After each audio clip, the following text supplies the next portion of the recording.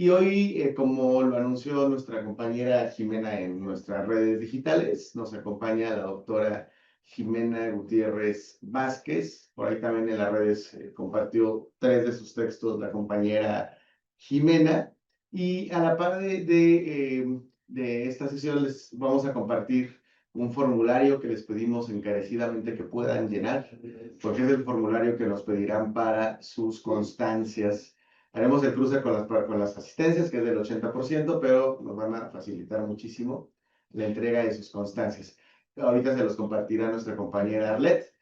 Agradeciendo entonces a todo el equipo detrás del laboratorio de IA Sociedad Interdisciplina, del cual Jimena también es integrante, me permitiré presentar a la doctora Jimena Gutiérrez, de un modo muy breve porque tiene un currículum muy grande, pero es investigadora asociada C de el CEICH-UNAM, doctora en Ciencias de la Computación, investigadora especializada en Lingüística Computacional e Inteligencia Artificial, con un enfoque interdisciplinario para profundizar en el estudio del lenguaje humano. Sus líneas de investigación cubren el procesamiento del lenguaje natural, la diversidad lingüística y el desarrollo de tecnologías para lenguas minorizadas en México. Y recientemente ganó un reconocimiento en la Facultad de Ciencias como el mejor artículo con su equipo de trabajo, que es muy buen equipo de trabajo. Y por ahí también, no lo hice mucho, yo lo supe de hecho después, pero la aplicación Axolotl, que es una aplicación muy significativa y que lo pongo yo como ejemplo de apropiación disruptiva, también se desarrolló con su equipo. Entonces, échenle un vistazo. Y continuando con ello, me parece que va a ser muy interesante escuchar una visión desde las tecnociencias. Tuvimos una similar con Víctor Mireles, pero lo cierto es que nos hemos concentrado más en visiones desde las ciencias sociales y humanidades y se han generado muchas interrogantes. Con Mireles pasó, asociadas con Ana Lagos, había elementos técnicos que quedaron por ahí como una provocación a seguir debatiendo. Y desde el CEICH nos parece fundamental darle espacio a este diálogo interdisciplinario para construir soluciones en conjunto. Y para ello, nuestra compañera Jimena nos va a hablar sobre la IA y las lenguas minorizadas. Jimé, tenemos más o menos 50 minutos a 1 hora para tu exposición. Posteriormente, dejamos espacio para una ronda de participación y regularmente se van sumando nuestras compañeras y compañeros a lo largo de la sesión. Así que, sin más ni más, adelante, mi querida doctora Jimena Gutiérrez. Hola, ¿qué tal? Buenas tardes a todos. Gracias por la presentación, Josué, con tantas flores. Bueno, podemos iniciar. Antes que nada, una disculpa porque, bueno, yo también soy parte del CEICH y tendría que estar ahí físicamente, pero bueno, tuve un imprevisto de salud y por eso estoy acá desde línea. Estoy un poco convaleciente, entonces voy a ir a lo mejor un poco no a mi ritmo normal en esta presentación, pero de todos modos espero que pueda dejarles alguna reflexión o algo que sea de su interés. Si hay algún problema que de repente me pasa que no, que se deja de compartir la pantalla o una cosa así, por favor, avísenme por micrófono o por chat y ahí lo veo. Bueno, quisiera empezar esta presentación. Preguntándoles si creen que la inteligencia artificial, digamos, es una tecnología que se ha desarrollado recientemente, ¿no? En los últimos años. Entonces, bueno, como el tiempo es corto y traigo varias diapositivas, les pido que me pueden comentar al final o escribirlo en el chat, pero ¿qué creen ustedes? ¿Esto es algo nuevo? ¿Tiene muchos años? ¿Surgió con OpenAI y ChatGPT? Entonces, no sé cuál sea su opinión. Pero justamente desde las tecnociencias, como decía Josué Liz, bueno, particularmente desde las ciencias de la computación, realmente la inteligencia artificial casi surge a la par del concepto de computadora. Es decir, cuando empezaron las primeras computadoras, que es este cambio tecnológico de, bueno, ya es algo que va más allá no sé, de una calculadora mecánica, de un ábaco, sino que ya nos abre la posibilidad de que tengamos como estos dispositivos donde a lo mejor podemos empezar a hacer programas y decirle a la computadora, cuando hagas esto, cuando pase esto, haz esto, cuando lleguen estas instrucciones, haz lo siguiente. Pues desde ese momento empieza la idea de, oye, si estamos teniendo una máquina a la que le estamos como que dando instrucciones, pues qué tan diferente es eso del pensamiento, o que sea, quizá ya es una especie de inteligencia artificial. Entonces, la inteligencia artificial para muchos de los que venimos de computación en realidad es un concepto que tiene muchísimos años y ha ido evolucionando. Em, la prueba de Turing quizá la han escuchado, pero Turing es, digamos, uno de los padres de las ciencias de la computación. Entonces, él ya desde los 50 planteaba esta idea de que si tenemos un humano y está interactuando, está platicando con una máquina y con otro humano, pero está, digamos, una barrera, un vidrio o algo oscuro que no lo deje ver y el humano no es capaz de discernir si está interactuando con una máquina o con una computadora, pues él decía, ya se habrá quizá alcanzado la inteligencia artificial, ¿no? Porque ya no podemos discernir entre humano y computadora, pero fíjense que son ideas desde los 50. Y bueno, hay aquí varios computólogos contemporáneos de esas épocas 50, 60, que ya, o sea, pensaban mucho en esta cuestión de si valía la pena preguntarse si una máquina puede pensar o es inteligente. Y lo cierto es que desde entonces el área se ha desarrollado, ¿no? Con diferentes enfoques y todo, pero la inteligencia artificial ha estado presente desde hace años y ustedes han estado en interacción con la inteligencia artificial más allá de ChatGPT. Por ejemplo, cuando usaban Google, un sistema de búsqueda que les da cierto tipo de respuestas, rankea las páginas y todo eso se consideraba inteligencia artificial, la recuperación de la información. Los sistemas de recomendación, cuando, no sé, Amazon o Netflix te recomiendan un producto basado en tus intereses e interacciones, eso es también un producto de inteligencia artificial. Bueno, cuando IBM empezó a hacer computadoras que eran capaces de vencer a un humano, al mejor jugador de ajedrez, eso era también, ¿no? En su momento considerado inteligencia artificial. Y bueno, aquí tengo también una imagen de este juego de Jeopardy, que es de preguntas, y que en algún punto también hace no mucho, hace como 10 años quizá, IBM hizo también una computadora que fue capaz de vencer a los humanos contestando preguntas en Jeopardy, ¿no? Entonces aquí simplemente para decir que esto se ha venido desarrollando, pero una pregunta que me parece interesante es... ¿Por qué entonces el boom de la IA en los últimos años, ¿no? ¿Por qué estamos en este foro? ¿Por qué hay tantos foros hoy en día para hablar de inteligencia artificial? ¿Por qué está trastocando tantas áreas? Eh, Porque si bien es cierto, pues la verdad es que una computadora ya podía vencer a un humano en ajedrez, ¿no? Y otro tipo de tareas como la que les mostré, pero ¿qué es lo que hace que hoy en día nos impacte tanto esta idea de la IA?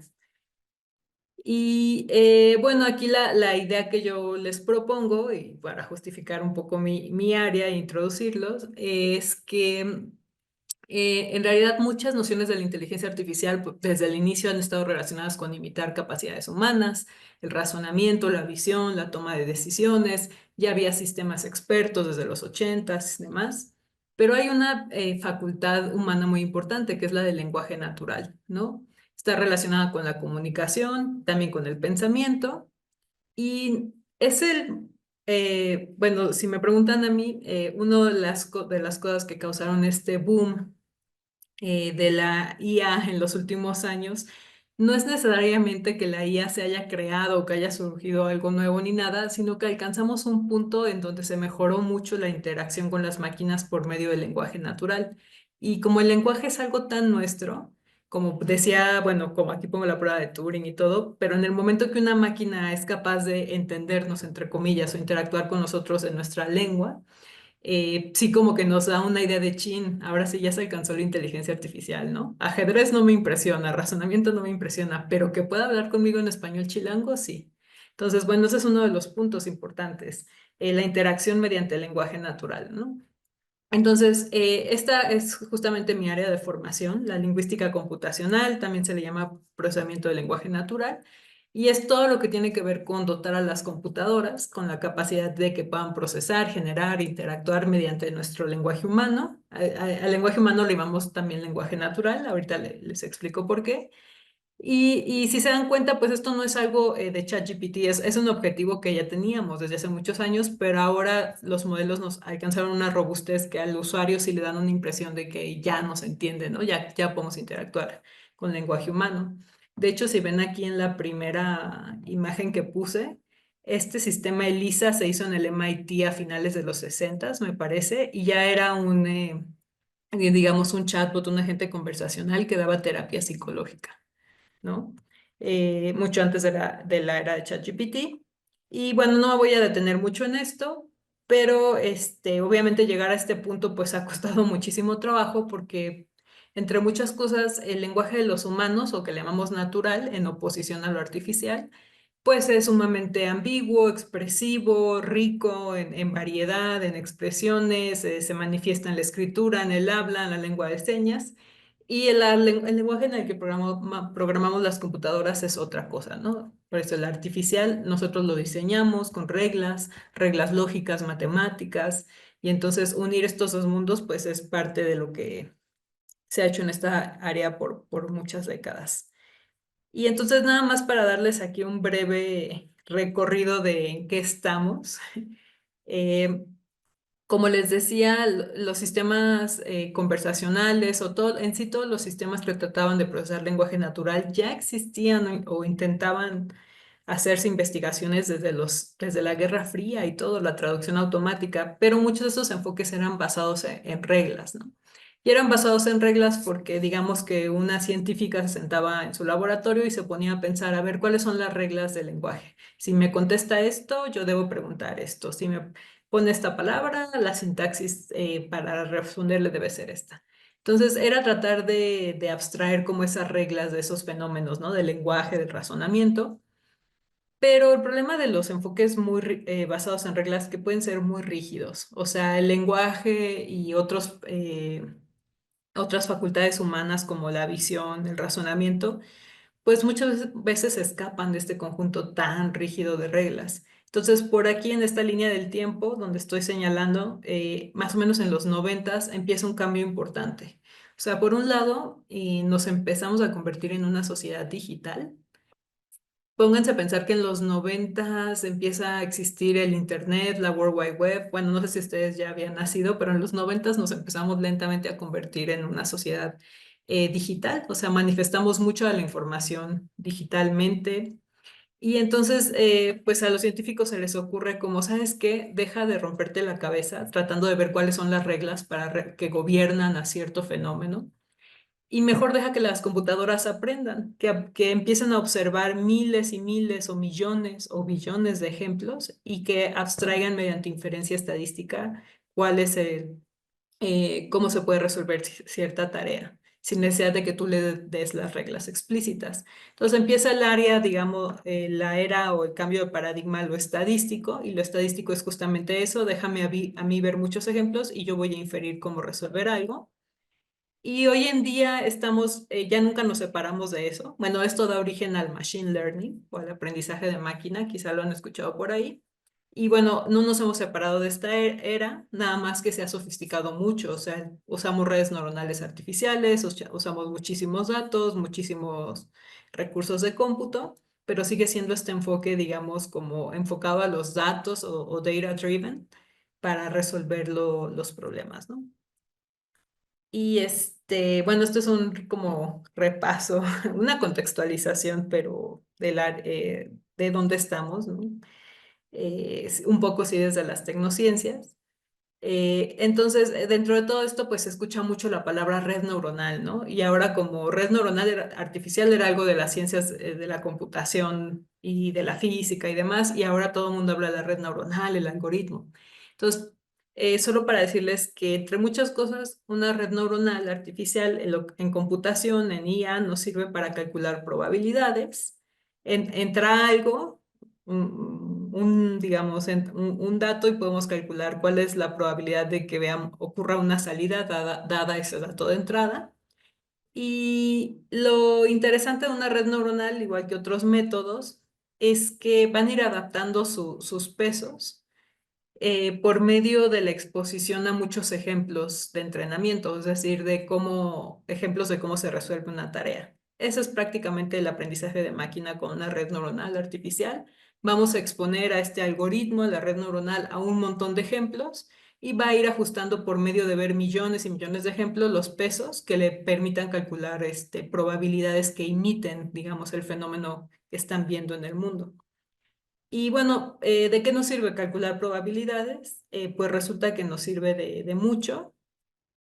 Muchas tareas las podemos aproximar con probabilidades, ¿no? Aquí pongo un ejemplo nos entra una imagen X de entrada, un gatito, y podemos haber entrenado una red neuronal u otro método y podemos tener ahora estas probabilidades. Dada esta imagen que estoy viendo, ¿cuál es la probabilidad de que sea un gato?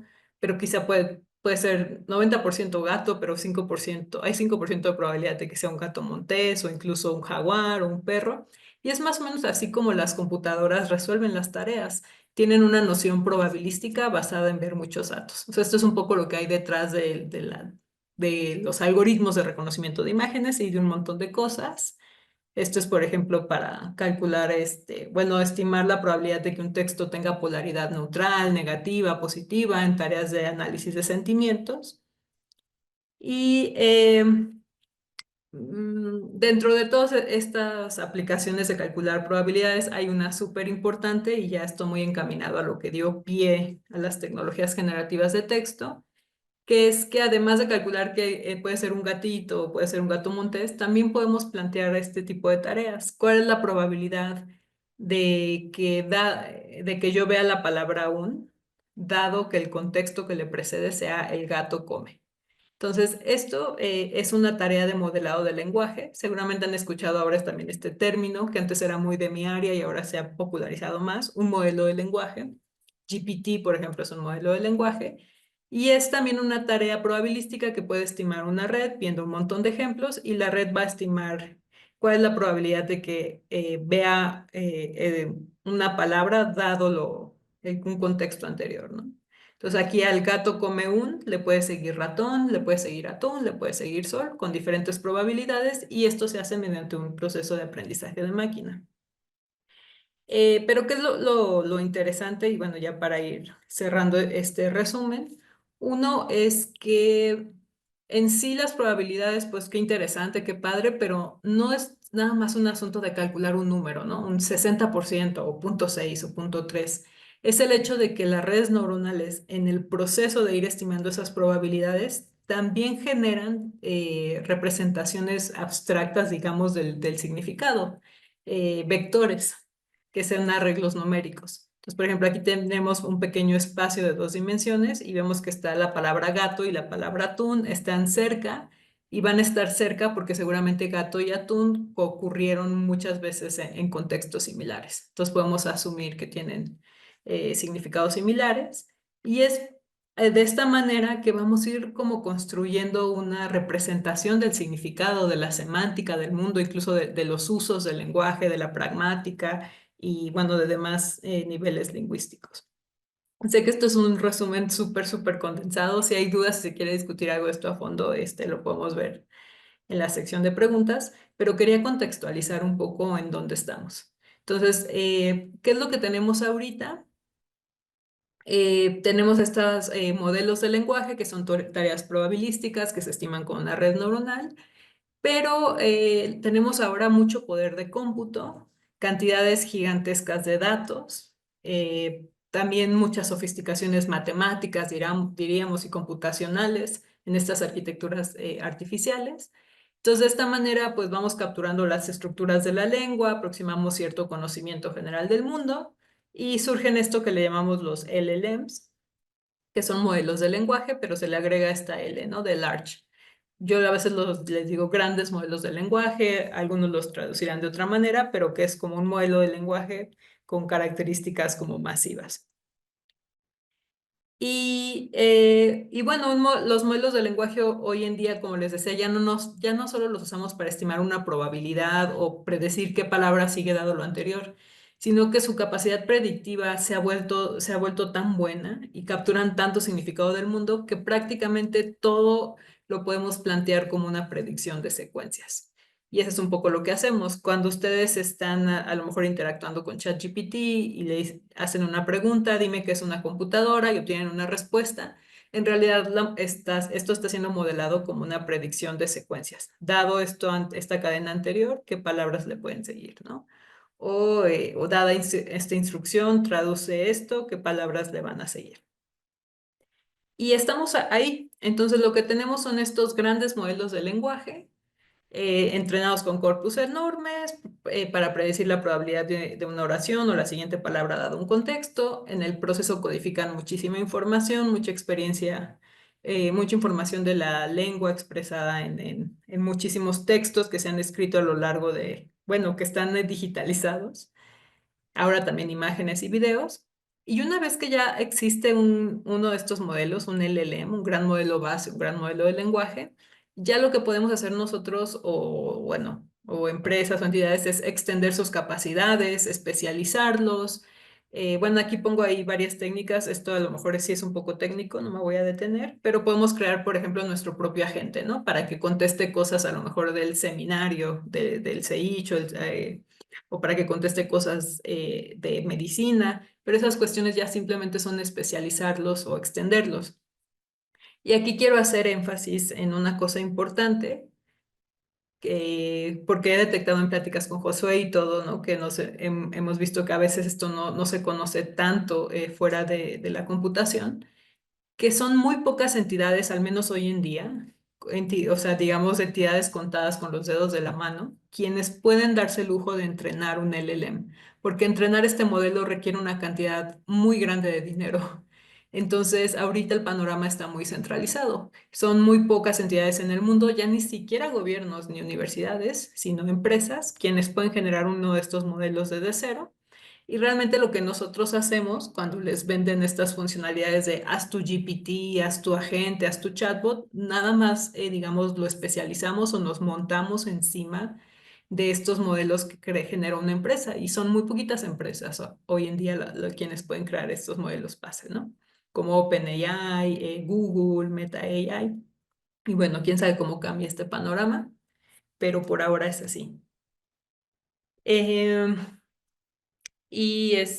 bueno, esto es nada más aquí para ejemplificar de por qué muy pocas personas, estos pueden acceder al dinero para tener los recursos de cómputo y los datos para entrenar estos modelos.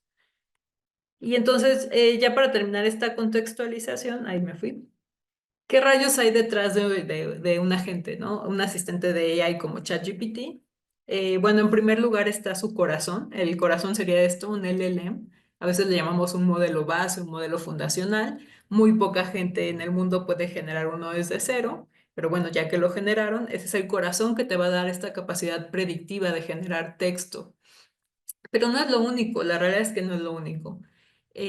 A base de predecir secuencias no puedes hacer todo lo que hacen los asistentes de AI. Entonces, si les da curiosidad, hay otros componentes ahí. Por ejemplo, ya que haces tu modelo base, lo puedes especializar en diálogos o forzarlo a que sea muy bueno en seguir instrucciones. Entonces, se va especializando. También está esto que no sé si lo han escuchado, pero se llama alineación de los LLMs y esto quiere decir que tú no puedes sacar un producto, digamos, de manera comercial a que ya interactúe con personas sin que lo hayas alineado. Y alineado es una palabra curiosa que eligieron en el área, pero alinearlo es literalmente alinear al modelo a cierto sistema de valores, quizá éticos o también de calidad, de cómo contestar y todo. Entonces, el proceso de alineación es justo poner a varios humanos, a granjas de humanos, a granjas también de ellas, a interactuar con estos modelos antes de que salgan para su uso comercial y irlos alineando para que si siempre pongo este ejemplo, ¿no? Si alguien le pide que te dé las instrucciones para hacer una bomba, no te las debería dar, te debería responder algo como no puedo darte esa información. Y entonces la alineación es justamente el proceso en donde vas a forzar que el modelo no dé información cuando te hagan cierto tipo de preguntas, ¿no? Entonces, muchos y otros componentes que son secretos o no sé del todo, también entran aquí en un asistente como ChatGPT, porque recordemos que esto ahorita está muy centralizado en las empresas, entonces no es tan abierto ni tenemos acceso a artículos donde se abra toda la información, ¿no? De qué es lo que está pasando. Bien. Eh, bueno, ante este panorama, la verdad es que es fácil pensar, eh, bueno, no solo es fácil pensar, es impactante, ¿no? O sea, la velocidad con que hay nuevas funcionalidades, asistentes, herramientas, pareciera que cada semana se anuncia algo nuevo, ahora hacen esto, ahora hacen el otro, ahora una herramienta te permite hacer tal, lo cual es muy impresionante, sí. y a veces hasta da la impresión de, bueno, ya muchos problemas están resueltos o en camino a resolverse, ¿no? O sea, ¿qué más queda ya por hacer? Y bueno, aquí da pie a una reflexión muy larga, pero la que yo les quiero decir eh, particularmente es en torno a la diversidad. Entonces, aunque nos impacte mucho lo que se puede hacer y las imágenes, Ghibli y tal, no olviden, o mi recomendación es que no olviden preguntarse, ok, ¿para quiénes están siendo resueltos esos problemas? ¿Para qué lenguas, por ejemplo? ¿Para qué casos? ¿Quiénes están siendo representadas en esas soluciones, no? Y lo que sucede en general es que la cobertura de las tecnologías de IA pueden, pues, pueden estar limitadas a poblaciones, por ejemplo, hay este término que le dicen como weird, ¿no? Que es el acrónimo de, pues, poblaciones occidentales, educadas, industrializadas, ricas, democráticas, o quizá muy representativas del norte global. Y entonces, bueno, esto es un hecho muy estudiado, ¿no? Pueden haber esas, digamos, falta de representatividad en muchos niveles.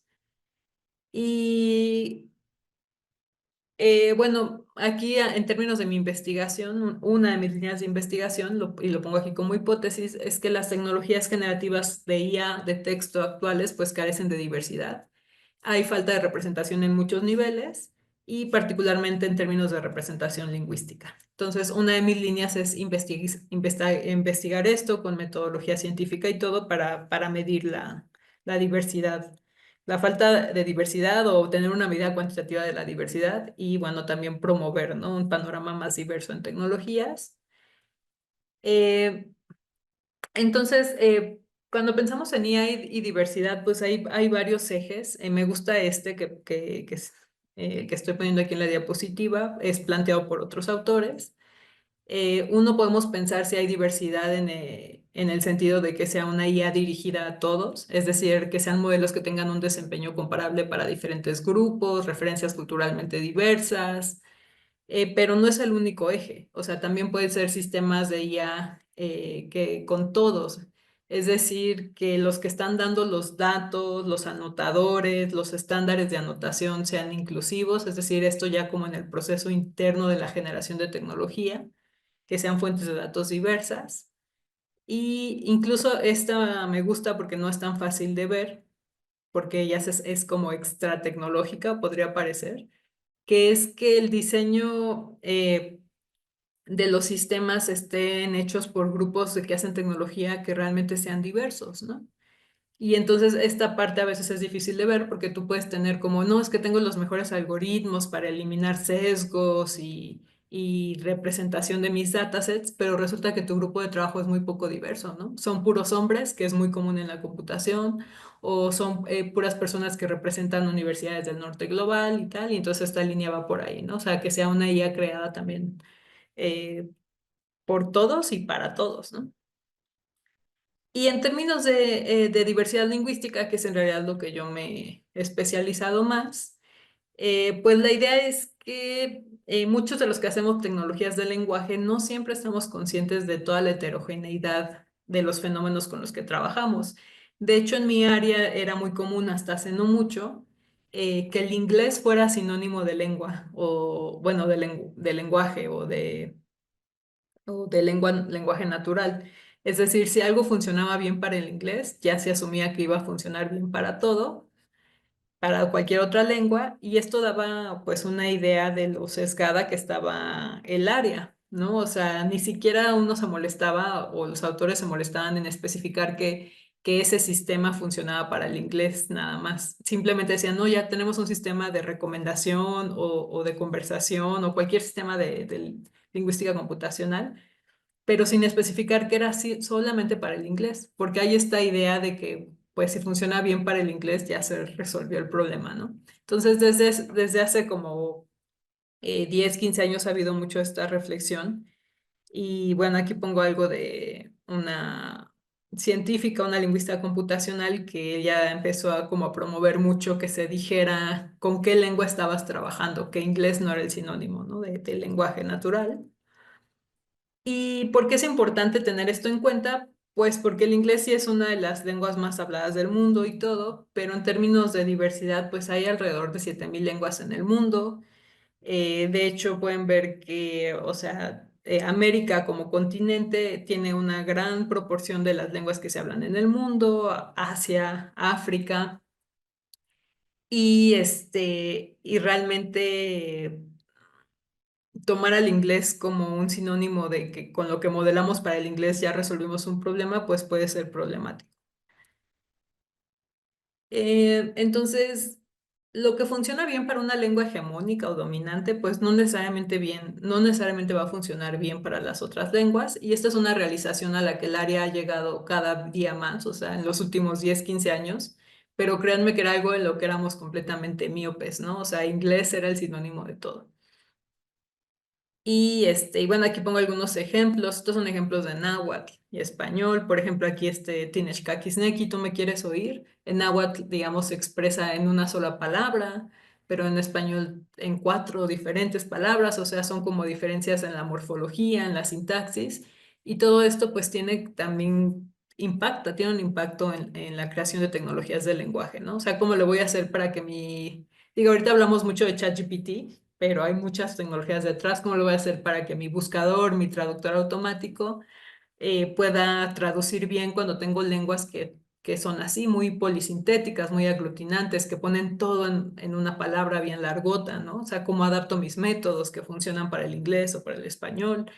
Aquí pongo unos ejemplos del otomí, del mixteco. Estos numeritos que ven aquí, el 3, el 1, el 4, son tonos.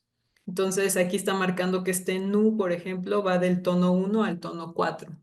Y son súper importantes esos tonos porque son los que están marcando aquí información gramatical, que hay una negación, o algún tipo de flexión verbal, alguna conjugación. Entonces, ¿cómo le hacemos para que los métodos funcionen bien en esos casos que no tienen nada que ver con el inglés, ¿no? Ni con las lenguas indoeuropeas? Y bueno, aquí hay una interacción con Gemini, con Nahuatl, este, y que bueno, al menos hasta hace un año era esta consulta y todo, Gemini era bastante malo con el náhuatl, mezclaba náhuatl y otomí y demás.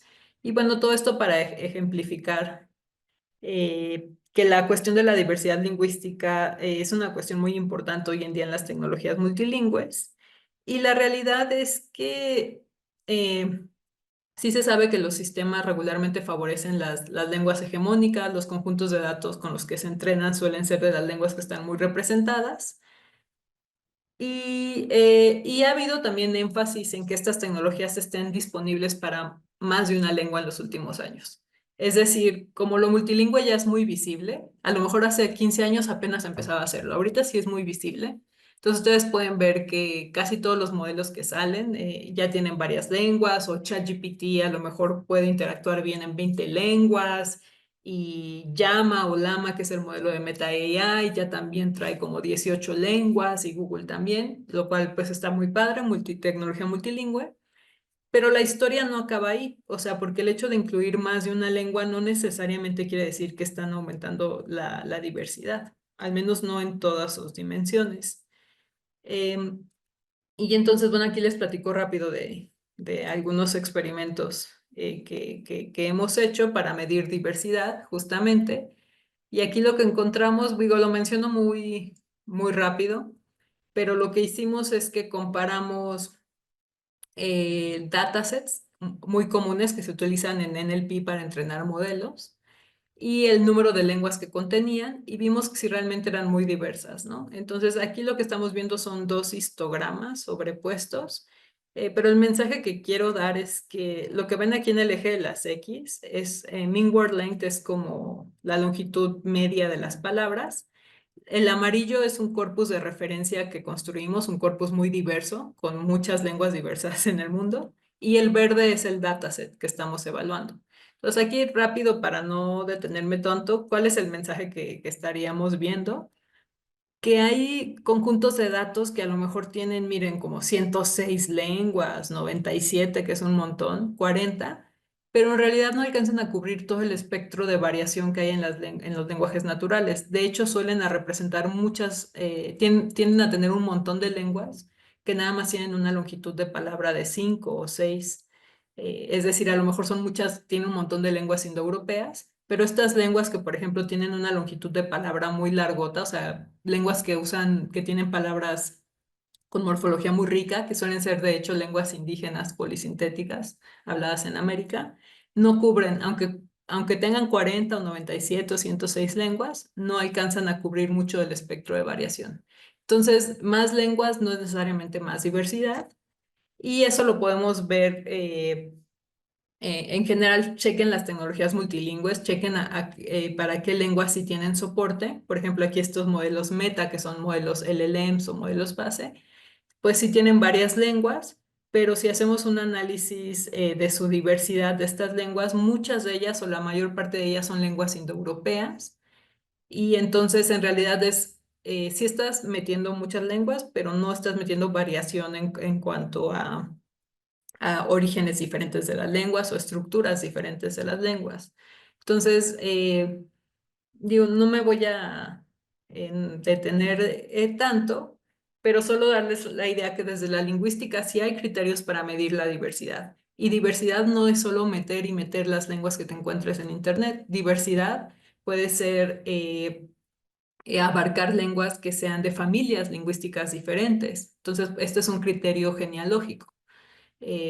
Por ejemplo, el alemán, el ruso, el español a lo mejor no suenan súper diferentes, pero la verdad es que las tres son lenguas relacionadas, son lenguas que vienen de un mismo tronco, que es el indoeuropeo, y aunque el ruso no suene súper diferente al español o el alemán, tienen estructuras, digamos, similares por tener un origen similar. Entonces, si yo quisiera hacer una muestra diversa, a lo mejor no agarro tantas lenguas indoeuropeas, ¿no? Y agarro lenguas de otras familias lingüísticas en el mundo.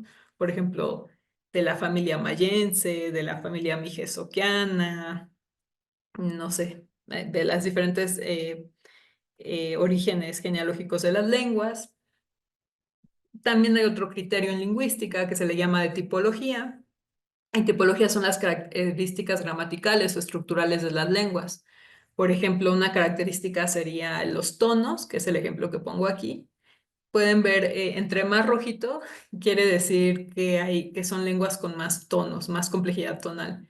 Fíjense que las lenguas tonales tienden a estar concentradas todas cerca del Ecuador. Hay muchas lenguas tonales en Asia, pero ¿dónde creen que también hay muchísimas lenguas tonales de una complejidad increíble? En México. Las lenguas otomangues, muchas habladas en Oaxaca, también tienen un tono, un sistema de tonos muy complejos.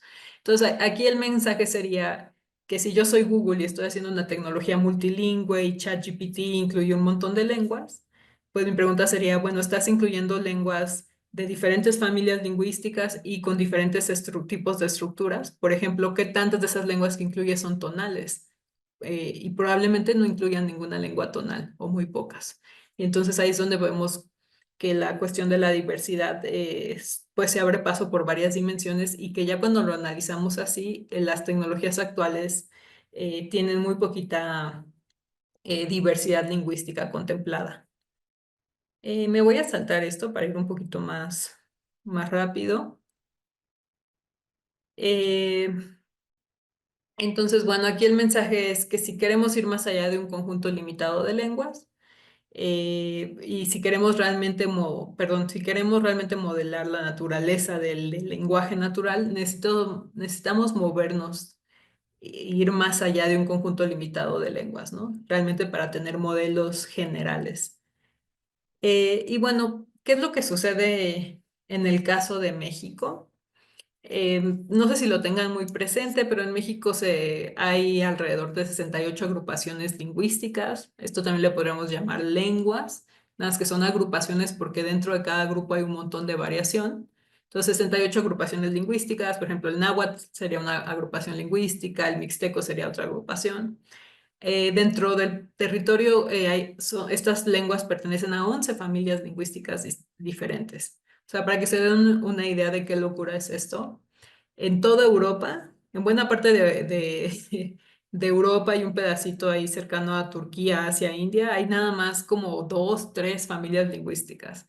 Y en México hay 11. O sea, nos habla de la diversidad y diferencias que hay en estas lenguas. Y si nos ponemos a contar las variantes dialectales, hay 360 y tantas, ¿no? Entonces, es un panorama bastante diverso. Eh, en términos computacionales, es un gran reto poder procesar y hacer tecnologías para estas lenguas, entre otras cosas, por sus procesos, digamos, históricos, sociolingüísticos, sociopolíticos. Hay muchísima variación ortográfica, es decir, una misma palabra se puede escribir con muchísimas grafías. Y la computadora, aunque sea ChatGPT, es muy tonta para detectar esto porque no tiene este conocimiento. Entonces, este es uno de los problemas.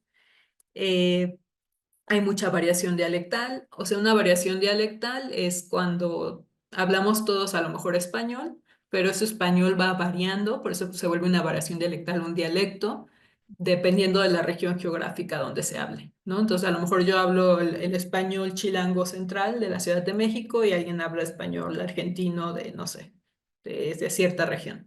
Esa es la variación dialectal. Entonces, el náhuatl, por ejemplo, tiene cerca de 30 variantes, el mixteco es una locura, 52 variantes, y pasa mucho de que hay variantes que no se entienden entre ellos, ¿no? A lo mejor el mixteco que hablo en una zona de Guerrero ya es muy diferente al que se habla en la mixteca entre Oaxaca y Veracruz o Puebla, ¿no? Entonces, toda esta variación dialectal tampoco le gusta a las computadoras, no le gusta a los sistemas basados en estadística porque necesitan ver muchas repeticiones y muchísimos datos y cuando hay tanta variación es difícil ver que las cosas se repitan mucho y por eso estos sistemas, pues su talón de Aquiles es modelar cosas que no sean tan sobre representadas o que no tengan tantos datos y que tengan tanta variación. Eh, y bueno, aquí nada más pongo un ejemplo de que no crean que la variación es una cuestión única de las lenguas indígenas, por llamarlas así. En realidad es una cuestión muy común de todos los lenguajes naturales y pongo siempre el ejemplo de Suiza, porque Suiza es este país que nos remite a dinero, a primer mundo o norte global. Y la realidad es que ellos también enfrentan una variación dialectal gigantesca del alemán que se habla ahí, dependiendo de la región. Y también tienen toda esta cuestión de la generación de tecnologías para sus lenguas, ¿no? Entonces, mi área, que es el NLP o la lingüística computacional, realmente se enfrenta mucho a este problema. O sea, la diversidad lingüística es un monstruo y es difícil poder modelar todo lo que está ahí y eso incluso se le escapa a ChatGPT y a cualquier sistema moderno. Entonces, para comentarles algo de mi trabajo, trataré de ser rápida. Pues un poco mi postura es que si queremos llegar a construir esas tecnologías de lenguaje tan grandes o generales como ChatGPT y demás, pues debemos empezar a construir los bloques básicos que permitan incrementalmente ir generando herramientas que procesen la lengua y que nos permitan ir entrenando sistemas y todo. O sea, ir juntando cubito por cubito. Y entonces, en ese sentido,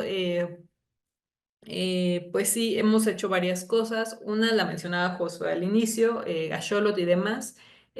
Son corpus paralelos. Entonces, si nunca han escuchado esta terminología rara de mi área, un corpus paralelo es aquel conjunto de textos donde el mismo texto está traducido en otra lengua o en más lenguas. Entonces, aquí, por ejemplo, vemos un corpus paralelo de bueno, en varias lenguas es el Principito, entonces tenemos el Principito en español, en francés, en náhuatl, en checo, en otomí, y en principio es el mismo contenido proyectado en diferentes lenguas, y esto es la base que nos sirve para generar traductores automáticos, porque un traductor automático es un sistema con una red neuronal o con algún sistema, algún método estadístico que ve millones y millones de traducciones y a partir de que ve millones y millones de ejemplos de cómo se han traducido las cosas a lo largo de, no sé, de miles de documentos, empieza a aprender o a inferir como, ah, mira, esta oración se debe traducir como esta, porque ya lo aprendió, ¿no? Su modelo. Entonces, una de las primeras cosas que hice durante mi doctorado fue crear un corpus paralelo, creo que fue el primero en su tipo para el náhuatl español, se llama Xolotl, lo pueden así buscar a Xolotl Corpus, y bueno, sigue en línea y creo que se sigue por ahí usando. Entonces, es una parte de lo que hice, bueno, y también creé vectores náhuatl español cuando hice mi tesis de doctorado en la UNAM. Eh, pero bueno, me voy a saltar un poquito a esto. Normalización ortográfica. La normalización ortográfica para muchas lenguas dominantes o hegemónicas son tareas que uno dice, ay, pero eso ya está resuelto, no tiene ningún chiste. Y ahí vemos una de las grandes diferencias de trabajar con lenguas dominantes a trabajar con lenguas minorizadas. Para las lenguas minorizadas, por ejemplo, las lenguas que se hablan en México, y es el caso de muchas en el mundo, comparten esta característica, como su escritura no está normalizada, porque enfrentan muchos contextos, ¿no? Como les decía, sociolingüísticos y políticos. Aquí sí es muy importante normalizar, es decir, saber que, por ejemplo, que la SEP dice que esta palabra yuzki se escribe así, con una J y una K, pero el INALI recomienda que no, que sea con H. Y otras normas dicen, no, esto no, ¿cómo va a ser K? Va a ser una Q. Entonces, imagínense, esto sí es muy importante y más si queremos hacer tecnologías del lenguaje, tenemos que normalizar o estandarizar, porque todo se basa en conseguir textos muy grandes que tengan una escritura regular y no podemos, digamos, estar teniendo tantas variaciones. Entonces, este es un bloque súper fundamental, que mientras para el inglés estándar a lo mejor no es necesario, para estas lenguas es una etapa súper básica. Entonces, es una de las líneas en las que hemos estado trabajando en los últimos años, hacer normalización ortográfica para varias lenguas habladas en México. Y recientemente hicimos un normalizador ortográfico del Otomí. De hecho, mis alumnos de la Facultad de Ciencia ganaron aquí el tercer lugar en un concurso de prototipos en una conferencia especializada aquí en México, en Michoacán, para hacer tecnología para lenguas indígenas. Y entonces, bueno, aquí sí, o sea, a lo mejor está un poco técnico esto, es una diapositiva más para computación, pero la idea es que podemos convertir texto en Otomí en sus diferentes normas ortográficas, como lo que se estila en el Otomí de Toluca, en el de Querétaro, lo que recomienda el INALI. Entonces hicimos todo eso. Pero algo interesante es que nos dimos cuenta que lo que hicimos, que era un sistema basado en reglas, en lógica, en cuando veas este patrón, cámbialo por este, es que hay casos donde no pueden lidiar bien los normalizadores. Por ejemplo, hay algo que en lingüística le llamamos el code switching. Code switching es que uno está hablando o escribiendo y de repente pones por ahí una palabra o un léxico que en teoría pertenece a otra lengua. Y eso es muy común, en las lenguas indígenas es muy común que estén todo el tiempo mezclando palabras del español, por ejemplo, este pero, o este quetzalan, por ejemplo, es del náhuatl. Y eso nuestros sistemas basados en regla no pueden detectar que es español y es náhuatl, y entonces le aplican las reglas diseñadas para el otomí y se hace ya ahí un relajo, ¿no? Entonces es una cosa donde les cuesta trabajo. Y bueno, también otros casos donde hay ambigüedad de reglas para normalizar. Y entonces aquí esto es como la última investigación, digamos, que tenemos. Perdón que voy un poquillo rápido, pero les digo, en la sesión de preguntas podemos abordar con detalle si les interesa alguno de estos temas. Es que para mejorar ahora nuestros normalizadores estamos aprovechando los LLMs o digamos los asistentes de AI como ChatGPT y demás con una técnica que se llama In-Context Learning. Entonces, In-Context Learning se trata de que vamos a asumir que ChatGPT, por poner algún sistema, no sabe nada del otomí ni sabe nada de reglas ortográficas. Entonces, si le decimos, a ver, pásame esto a la norma del INALI, va a fallar.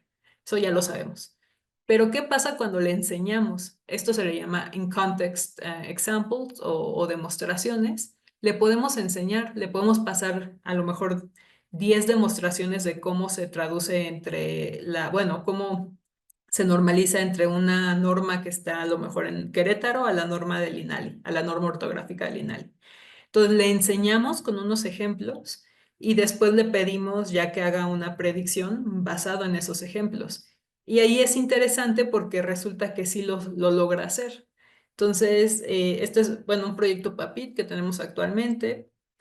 Y lo interesante es, digo, aquí sí está un poco, tendría que meterme a detalle para explicarles todo, pero aquí lo que querríamos ver es entre más bajo el valor, mejor, porque estos son errores. Entonces, entre menos errores es mejor. Y al final lo que logramos es que estos modelos como Llama o GPT en FewShot, que quiere decir en In-Context Learning, con un poquito de ejemplos que le enseñamos, lo logró hacer muy bien. De hecho, mejor que nuestros métodos originales basados en reglas, que serían estos que dicen aquí FST o FSTs. Pero curiosamente, si uno no le enseña, digamos, enseña entre comillas, al asistente de AI cómo resolver la tarea, son muy malos y entonces por eso su error se levanta tanto. Porque digamos que ChatGPT o Llama o Gemini a priori no tienen mucho conocimiento del otomí ni de las normas ortográficas. Entonces les tenemos que enseñar, darles unos ejemplos, pero ya cuando les dimos ejemplos lo logran hacer muy bien. Y es uno de los hallazgos recientes que hemos tenido en experimentación. Y bueno, no me detengo tanto aquí porque todavía me faltan unas diapositivas finales de reflexión y entendí que es alrededor de 50 minutos, ¿verdad? Em, pero bueno, también liberamos, esto es muy reciente, se acaba de publicar hace 2 meses, una paquetería de Python para procesar texto en diferentes lenguas habladas en México. Entonces, esto es más que nada para los programadores en Python que quieran empezar a hacer tecnologías del lenguaje, pues nosotros ya les damos una librería, una paquetería, un conjunto de recursos y herramientas para que ya fácilmente puedan normalizar ortográficamente el náhuatl, el otomí, para que puedan cargar corpus paralelos. Entonces, un poco aquí la idea que tenemos nosotros es que si queremos impulsar que se hagan estas tecnologías del lenguaje para las lenguas que se hablan en México, lo que nosotros queremos es habilitar, dando herramientas que sean libres, completamente públicas, transparentes, que puedan resolver como los bloques básicos de procesamiento y que ya sean otros desarrolladores que vengan encima y tomen esas herramientas y incrementalmente vayamos generando tecnología, ¿no? Es una forma de verlo, entonces por eso todo lo que hacemos aquí, estas herramientas son open source, ¿no? Que son código abierto, todo el mundo las puede explorar, mejorar, ver el código, agarrarlo. Y bueno, es una forma de asegurar que sea un proceso un poquito más transparente, ¿no? Y bueno, en esta herramienta tenemos varios corpus paralelos, ya no solo es Axolotl, tenemos el Zunqua, que es español otomí, Colo, que es español mixteco, y si no son programadores, también pueden acceder directamente, tenemos estas interfaces web y jugar ahí con los corpus y buscar traducciones en otomí, en mixteco. Entonces les dejo aquí también las ligas. Y tenemos por ahí varias herramientas, ¿no? Entonces, como que en esa parte de mi línea de investigación nos dedicamos a eso, a hacer como las conjuntos de herramientas y recursos básicos para habilitar que otros vayan generando tecnología también incrementalmente. Y bueno, hay varias iniciativas internacionales, hay un workshop muy de mi área, pero que se enfoca en las lenguas indígenas y entonces a veces hacen como competencias o más bien se le llama share task, para donde todo el mundo manda su sistema, por ejemplo, de traducción automática y tratamos de ver a ver quién lo puede hacer mejor, qué técnicas se le ocurren a alguien. Y hay un montón ahí de lenguas que se hablan en América. Y bueno, al final, gracias al incremento paulatino, yo diría que en los últimos 10 años de recursos digitales, pues hoy ya empiezan a haber sistemas comerciales, ¿no? De traducción automática para varias lenguas habladas en América. Entonces, no sé si lo han checado, pero en Google Translate ustedes ya pueden traducir, por ejemplo, en náhuatl de la Huasteca, también en zapoteco, aunque no dicen qué variante. Me parece que también en alguna variante de quechua. Entonces, como que todo este desarrollo incremental sí ha detonado que ya hay aplicaciones comerciales. Pero eh, sin detenerme ya más a eso, es- quería nada más hacer unas reflexiones finales para no dejarlas de fuera y ya cierro con esto. También para compartirles a ustedes mi debacle interna que enfrento a veces en trabajar con esta línea. Eh, por un lado, es cierto que la falta de soporte digital para muchas lenguas puede aumentar la presión hacia la pérdida lingüística, ¿no? O sea, si yo veo que todos mis compañeros en la escuela usan ChatGPT y le sacan mucho provecho y todo es en español o en inglés, y yo soy hablante de mixteco, me va a poner quizá entre muchos otros factores una presión más de, bueno, ¿para qué sigo hablando mixteco si ni siquiera puedo usar ChatGPT? Las páginas del gobierno no están en mi lengua ni nada. Entonces, es verdad que el hecho de no incluir a la diversidad lingüística en el panorama o en el ecosistema de tecnologías digitales sí puede llevar a que estas lenguas que de por sí ya son vulnerables, se pierdan más rápido, ¿no? Esto se le llamaría, se puede acelerar el desplazamiento lingüístico. Entonces, en este sentido, tenerlas en el panorama digital y en las tecnologías de lenguaje y de inteligencia artificial, sí puede ser un factor de revalorización de las lenguas, y sí lo creo así. Entonces, eso es por un lado. Pero por el otro, es que, pues, que no solo se acaba ahí la historia, ¿no? No es solo como, ay, ya incluí náhuatl, o Google ya tiene náhuatl, ya se salvó la lengua y todo tal. O sea, hay otra parte. Y es que cuando trabajamos este tipo de temas, por ejemplo, cuestiones, muchas cuestiones, pero ese tipo de temas tienen que ver con poblaciones vulnerables que han sido discriminadas y que enfrentan condiciones muy particulares. Y entonces no hay que perder de vista que aquí, o sea, si de por sí necesitamos muchas consideraciones éticas en el desarrollo de IA, aquí particularmente también, porque hay muchos riesgos, ¿no?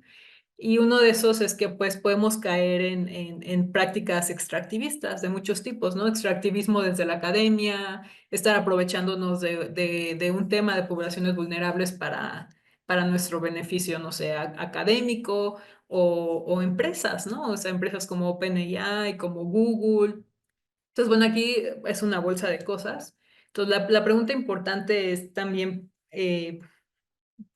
tener presente o tratar de ir discerniendo de qué formas y bajo qué condiciones desean los hablantes que sus lenguas estén presentes en las tecnologías de IA, ¿no? Entonces, esa es una de las cuestiones importantes.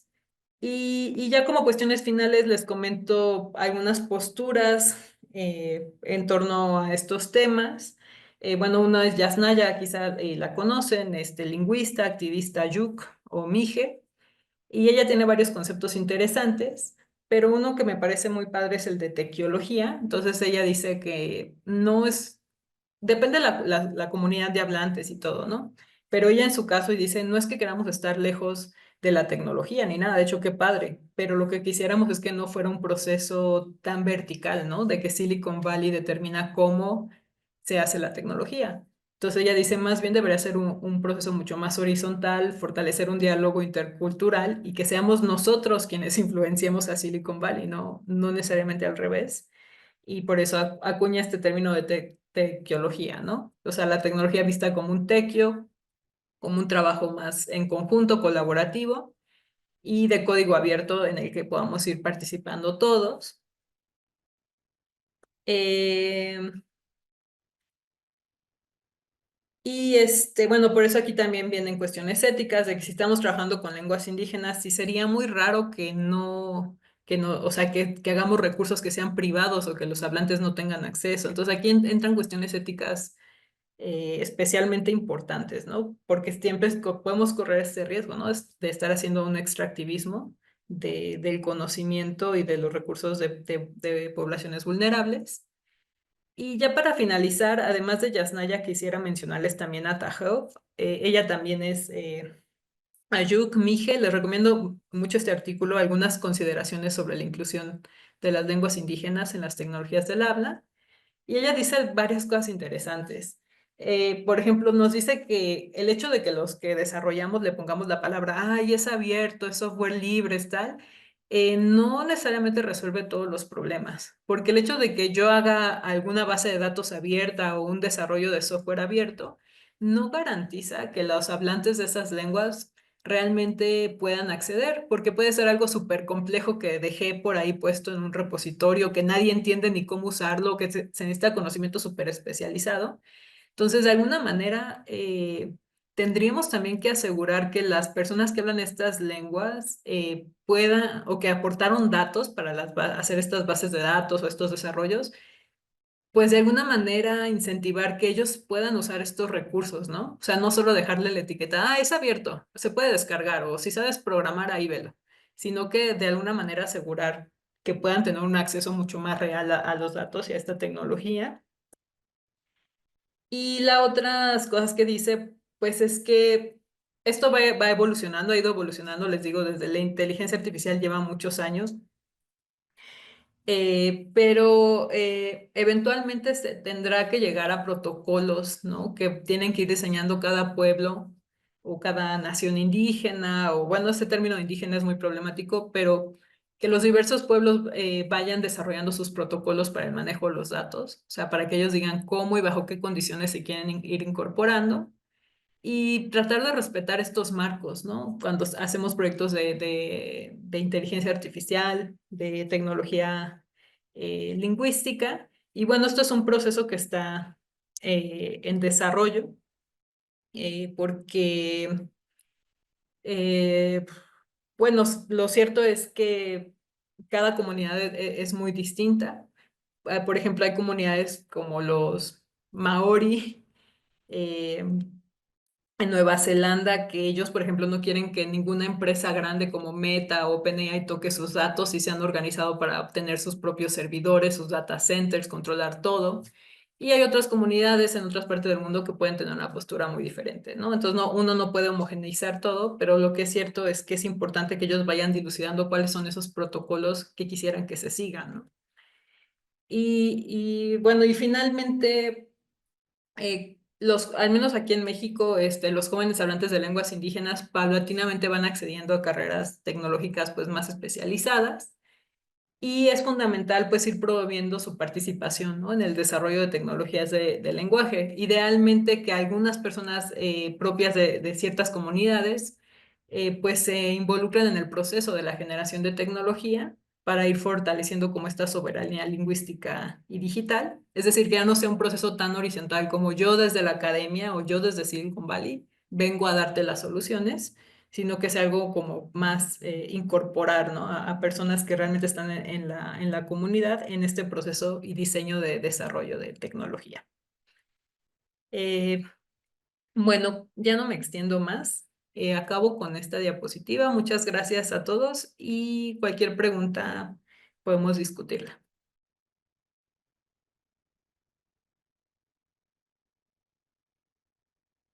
Muchas gracias, estimada doctora Jimena. Era el eslabón que faltaba entre muchos otros de las discusiones que hemos tenido.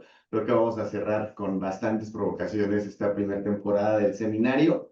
Y de este lado algunos apuntes muy concretos. Después de la pandemia, en estadísticas de México se reporta que 9 de cada 10 jóvenes acceden a Internet con celular. Entonces, uno de los cuestionamientos es cómo estos jóvenes ahora se incorporarán a este paradigma de la inteligencia artificial, toda vez que el celular no es un artefacto hecho para la educación, ¿no? Y muchas, más del 50% tomaron sus clases con un celular, ¿sí? Y compartiéndolo además. Entonces, me parece que estas injusticias epistémicas de las cuales ya nos hablaba Víctor y hoy apuntara desde otra perspectiva Jimena, se irán acrecentando porque el paradigma de la inteligencia artificial, si lo podemos nombrar así, ya fue tomada por Big Tech y también por muchas agendas.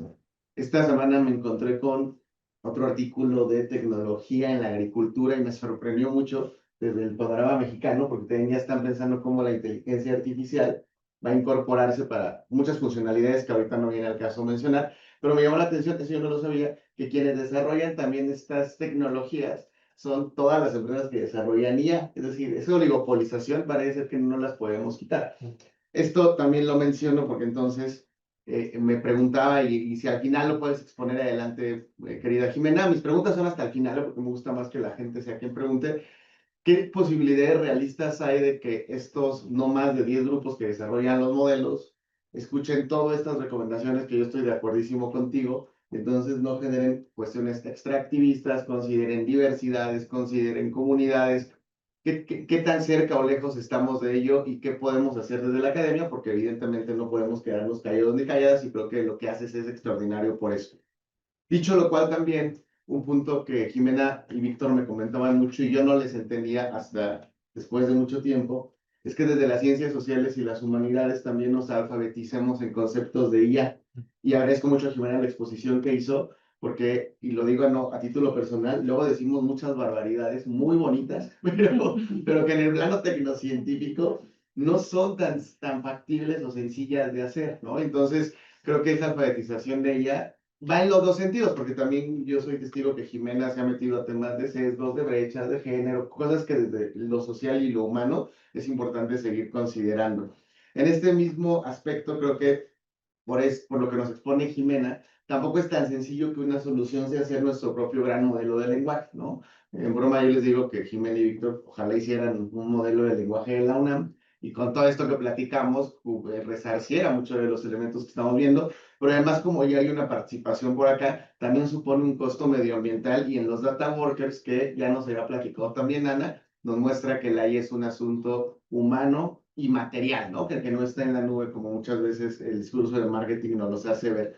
En este mismo aspecto, mi querida Jimena, también, ahora que formas parte del SAGE ya desde hace más de un año y que te estás juntando con la locura de los de sociales y humanidades, en donde estamos nosotros y nosotras, ¿qué retos también encuentras desde la interdisciplina? ¿No? Porque creo que lo platicamos cuando recién entré yo y ya debe de haber una actualización de estos retos, porque si algo creo que nos queda claro es esta necesidad interdisciplinaria de pensar y hacer del pensar hacer que decía González Casanova, desde los marcos que nos está tocando habitar. Y finalmente, me gusta que también Jimena hoy nos trae una exposición muy situada en donde nos dice, calma, la IA tiene un montón de límites, ¿no? Y es configurada por patrones estadísticos de ciertas personas, lo que nos menciona el web.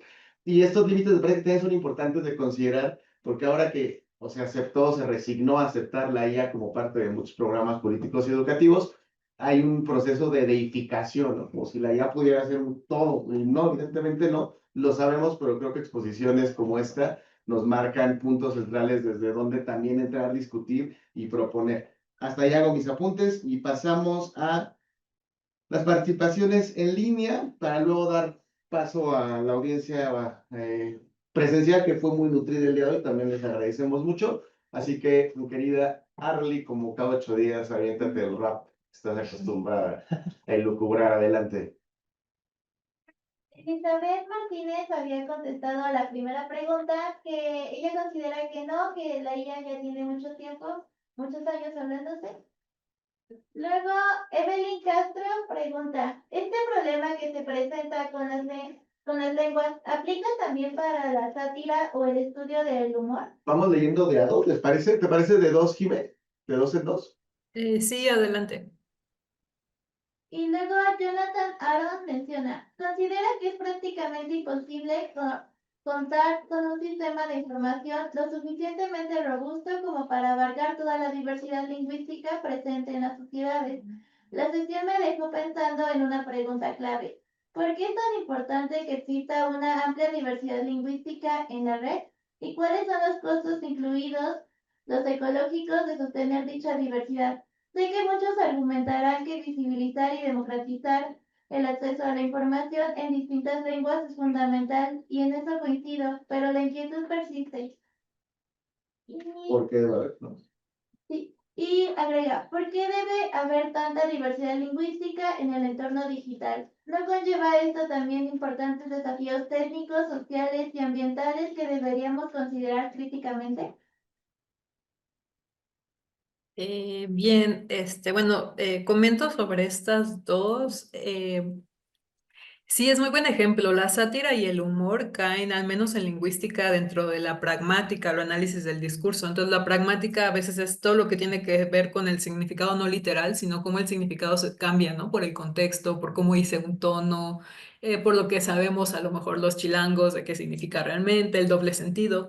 Y en efecto, este típicamente es el tipo de manifestaciones que es muy difícil de modelar por una computadora, o sea, de toda la vida, desde que empezó esta área.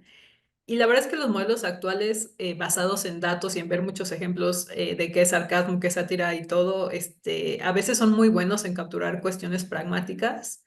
Sin embargo, sí diría que estás tocando en uno de los puntos que si quieres a veces probar los límites de los modelos, esa es una buena dirección para probar los límites. Todo lo que caiga ahí dentro de la pragmática, la sátira y el humor. Este, y ahí como comentario, a lo mejor solo diría como cuestión curiosa, yo actualmente estoy dirigiendo una tesis de maestría en lingüística, donde vamos a evaluar qué tan diferente es la improvisación humorística, la que hacen los actores, los humanos cuando improvisan con un tema o por ejemplo, y hacen improvisación humorística y todo esto, a la improvisación que hacen los agentes basados en LLMs. Y la verdad es que los agentes, como vieron muchos datos, también son capaces de hacer chistes. Ustedes lo han visto, ¿no? Que Alexa hace chistes y demás. Pero con análisis lingüístico, análisis del discurso, seguramente vamos a descubrir que hay características que son distintas, ¿no? Y este es un buen ejemplo del tipo de temas o cosas donde sí podemos medir los límites, ¿no? Hasta qué punto modelan el lenguaje de una manera similar a la nuestra. Y en cuanto a la otra pregunta, sí, bueno, es una pregunta compleja, no sé si tengo la respuesta absoluta. Poniéndome del lado de por qué es importante, bueno, número uno lo pensaría por el riesgo de homogeneizar o tener una tendencia homogeneizante o unificadora de todo, o sea, a nivel cultural, de la información y todo, que es uno de los riesgos que quizá habló, ¿no? Mireles, bueno, yo no estuve cuando estuvo Vic, pero bueno, una de las cosas que a mí personalmente me preocuparían son estos riesgos de homogenización en general, ¿no? O sea, culturales, más allá de la diversidad lingüística.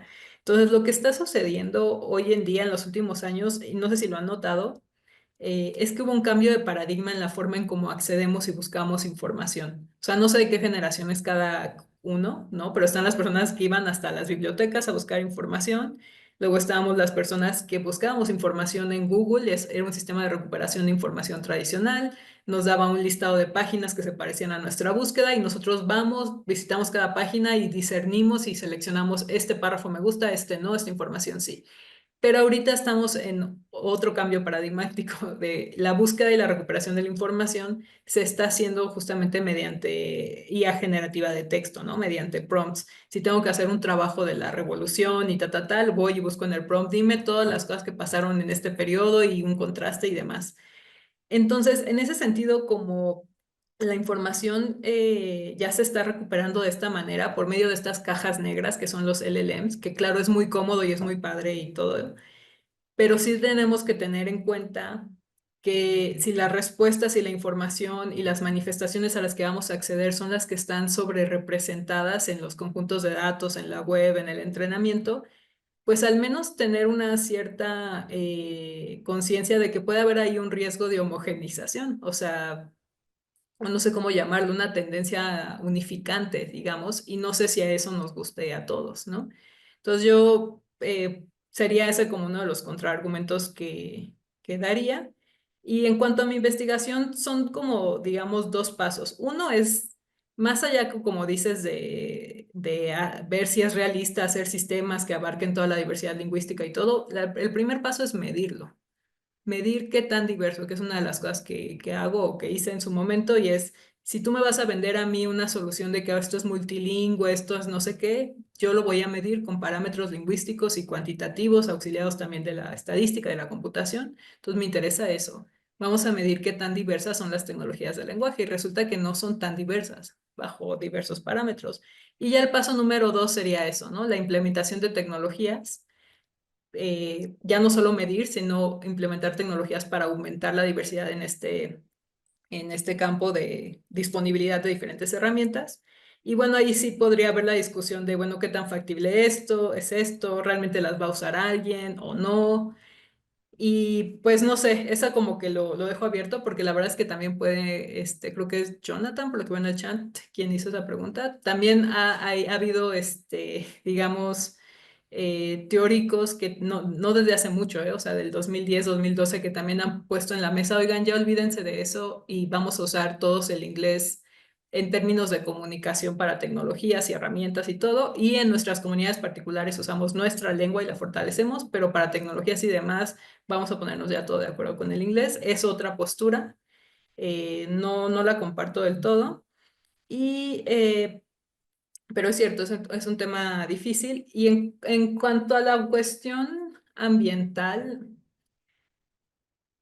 ese sí, también es un tema complejo porque a veces es difícil cuantificar, ¿no? O sea, nos ponen estas infografías de que una consulta en ChatGPT es no sé cuántos litros de agua y demás.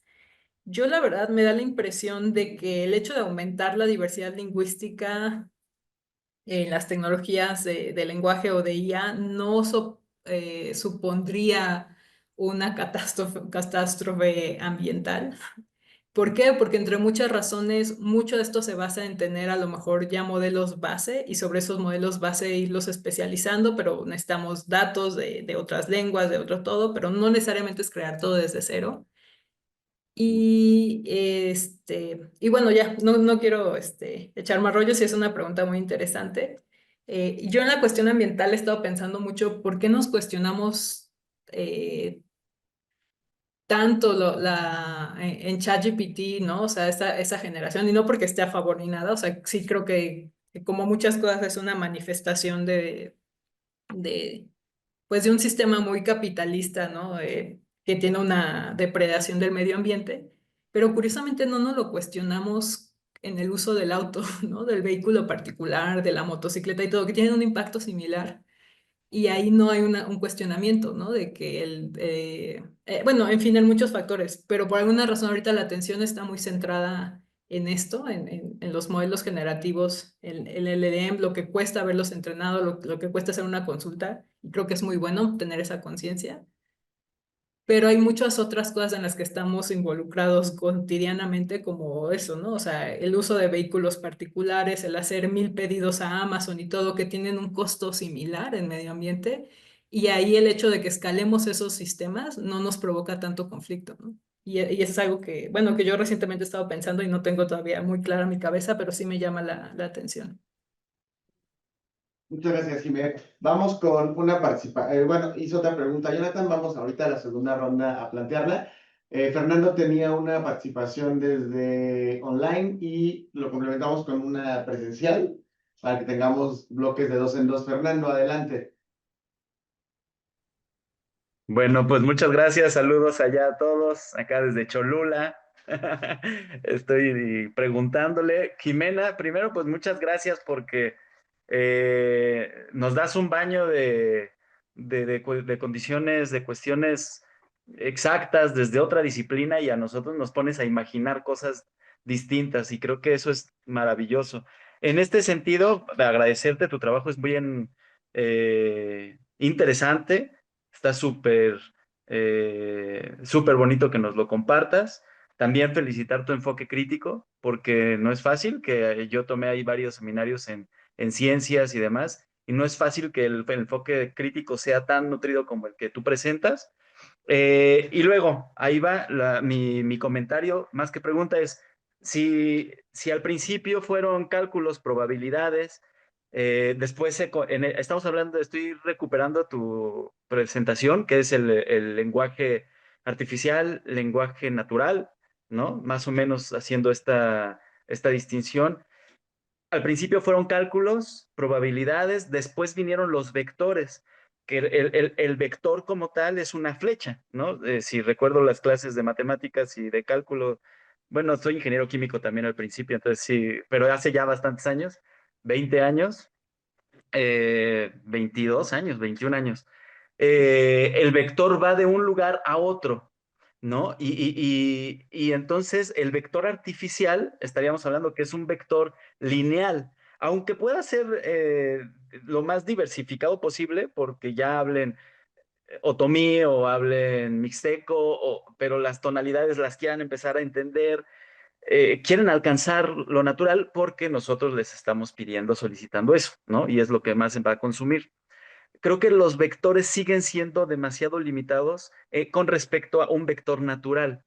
En este sentido, la predicción de los sistemas artificiales es, pues está muy limitado y concatenado a un sistema occidental hegemónico, me parece, porque ese es el germen, ¿no? Ese es el germen. Lo que yo alcanzo a imaginar, a identificar, es que estos vectores artificiales generan una imaginación artificial permeada por una hegemonía cultural. O transversalmente está ahí la hegemonía cultural, que hace que nosotros nos vayamos imaginando la realidad de una manera específica. Yo hablo, entonces yo te pregunto, yo alcanzo a ver que tu posición es justamente parecida a la mía, pero te pregunto, ¿qué pasaría con los niños? O sea, ¿qué alcanzas a ver tú con los niños, con las infancias, sobre lo que está ocurriendo en este proceso hegemónico? Tomando el mismo ejemplo del vector, que el vector artificial es un vector sumamente limitado y el vector natural tiene distintos inicios, ¿no? Porque nuestra forma de ver la vida es, pues yo ahorita estoy viendo el Popocatépetl, estoy viendo la Iztaccíhuatl, los árboles y un pájaro pasó y el maíz cómo va creciendo, dependiendo de cómo vayamos nutriendo nuestra realidad. Pero tiene distintos inicios y por lo tanto distintos finales. Ni siquiera lo cuántico creo que lo puede expresar. Ni siquiera lo cuántico lo puede expresar. Entonces, ¿tú cómo consideras este paso de los lenguajes naturales a los lenguajes artificiales en cuanto a los niños, a los jóvenes, a las niñas, a las jóvenes que lo están utilizando? Porque yo alcanzo a ver que las imaginaciones son también naturales y artificiales. Y en tu forma de ver el mundo desde esta visión un poco más concreta que la nuestra, que es la social, ¿cómo alcanzas a ver que los chicos o las chicas jóvenes están creando estos nuevos vectores ya que nacieron con o están creciendo con las inteligencias artificiales? Sería eso nada más mi participación. Muchas gracias. Adelante si quieres, Kime, porque creo que hay, hay mucho de dónde cortar y pasamos acá a las que tengan los compañeros y compañeras.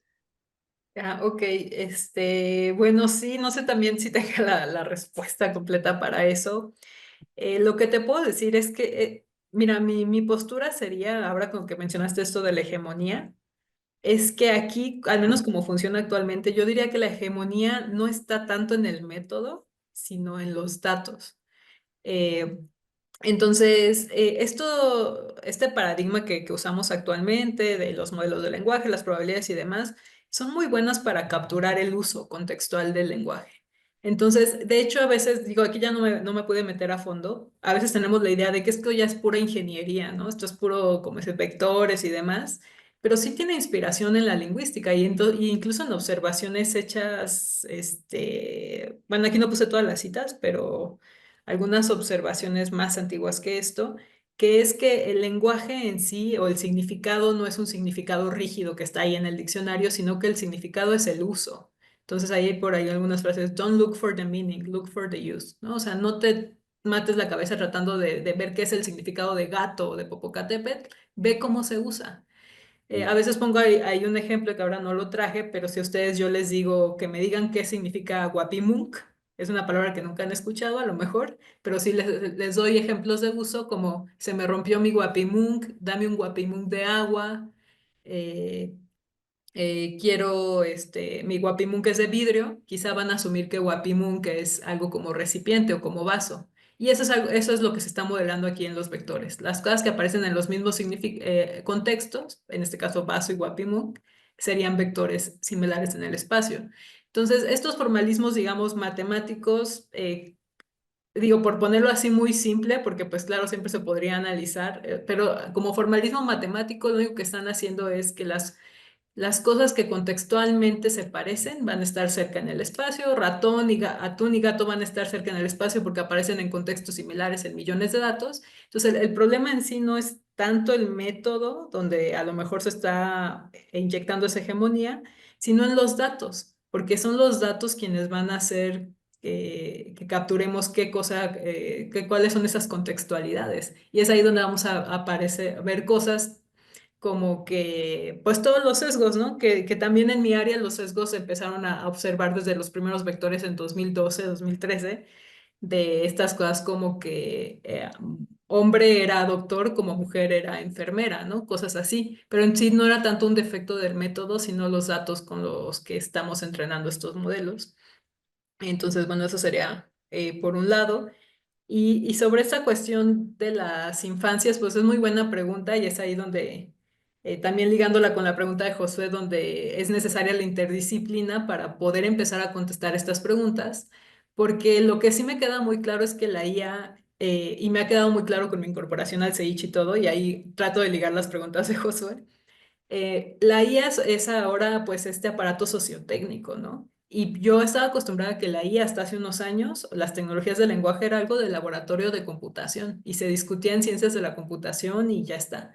cuál es el último método, cómo capturan significado y tal. Y ahora me queda claro que se volvió algo tan popularizado que es algo sociotécnico, que está teniendo impactos en todas estas cosas, o sea, en las infancias, en todo, ¿no? En las cuestiones psicológicas, en cómo accedemos a la información, en qué epistemologías están representadas, todas estas cosas que ya no nos alcanza. O sea, ser experta en computación o ser experta en matemáticas o lo que tú quieras no alcanza para modelar todo esto y sí se necesitan de esas miradas para contestar preguntas de investigación como la que tú dices. Esa es una buena pregunta de investigación.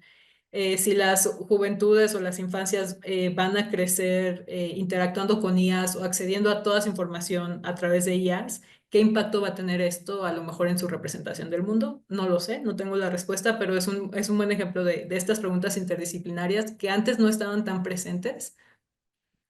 Por decirlo antes, como que la IA estaba confinada al laboratorio de computólogos y ahora ya, o sea, nos descolocó y tenemos que empezar a verlas, ¿no? Con herramientas interdisciplinarias. Buen diálogo el que sostuvieron, me alegra mucho estos diálogos. Bien, colegas, pues vamos a participaciones presenciales, no sin antes recordarles que por ahí nuestra colega Arlet circuló una hoja de cálculo muy importante para gestionar sus constancias, por favor pueden llenarlas.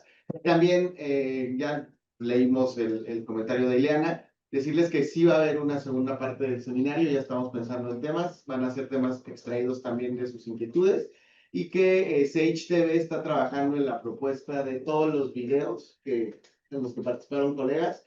Está quedando muy bonito, ¿verdad, Aldo? Aldo nos está apoyando en esa parte y también Aldo nos está apoyando en pasar todo esto a un libro en donde se compilarán todos los puntos de vista que no sé si les pasa a ustedes, pero son tan densos que conviene detenerse o escuchar o a leer, ¿no? Dependiendo del formato en el cual, diría Jimena, fuimos socializados. Bien, vamos entonces a presenciar un par de participaciones. ¿Me recuerdas tu nombre? Rodolfo. Rodolfo, ¿y quién más es suma?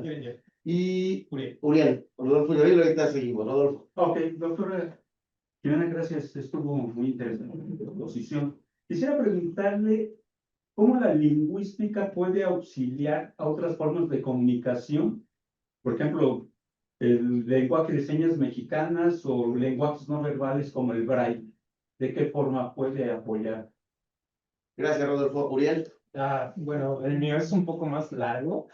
Bueno, esto voy a meter otra conferencia en la que estuve que era sobre el español en México y en el mundo por la doctora Concepción Company del Instituto de Investigaciones Filológicas y donde nos explica que algunas lenguas pues no han estado permaneciendo a lo largo de los 500 años y lo que llevamos de más desde la conquista debido a que, como hemos retomado, hay una hegemonía dominante, en este caso los españoles, los cuales, como mencionaste, lo del idioma de inglés y español, muchas veces pues renunciaron a su idioma para poder tener acceso al español. Eso, pues en la tienda de Raya nos hizo este ejemplo, donde no había otros idiomas más que el puro español, y de ahí pues que haya estas pequeñas derivaciones en el léxico.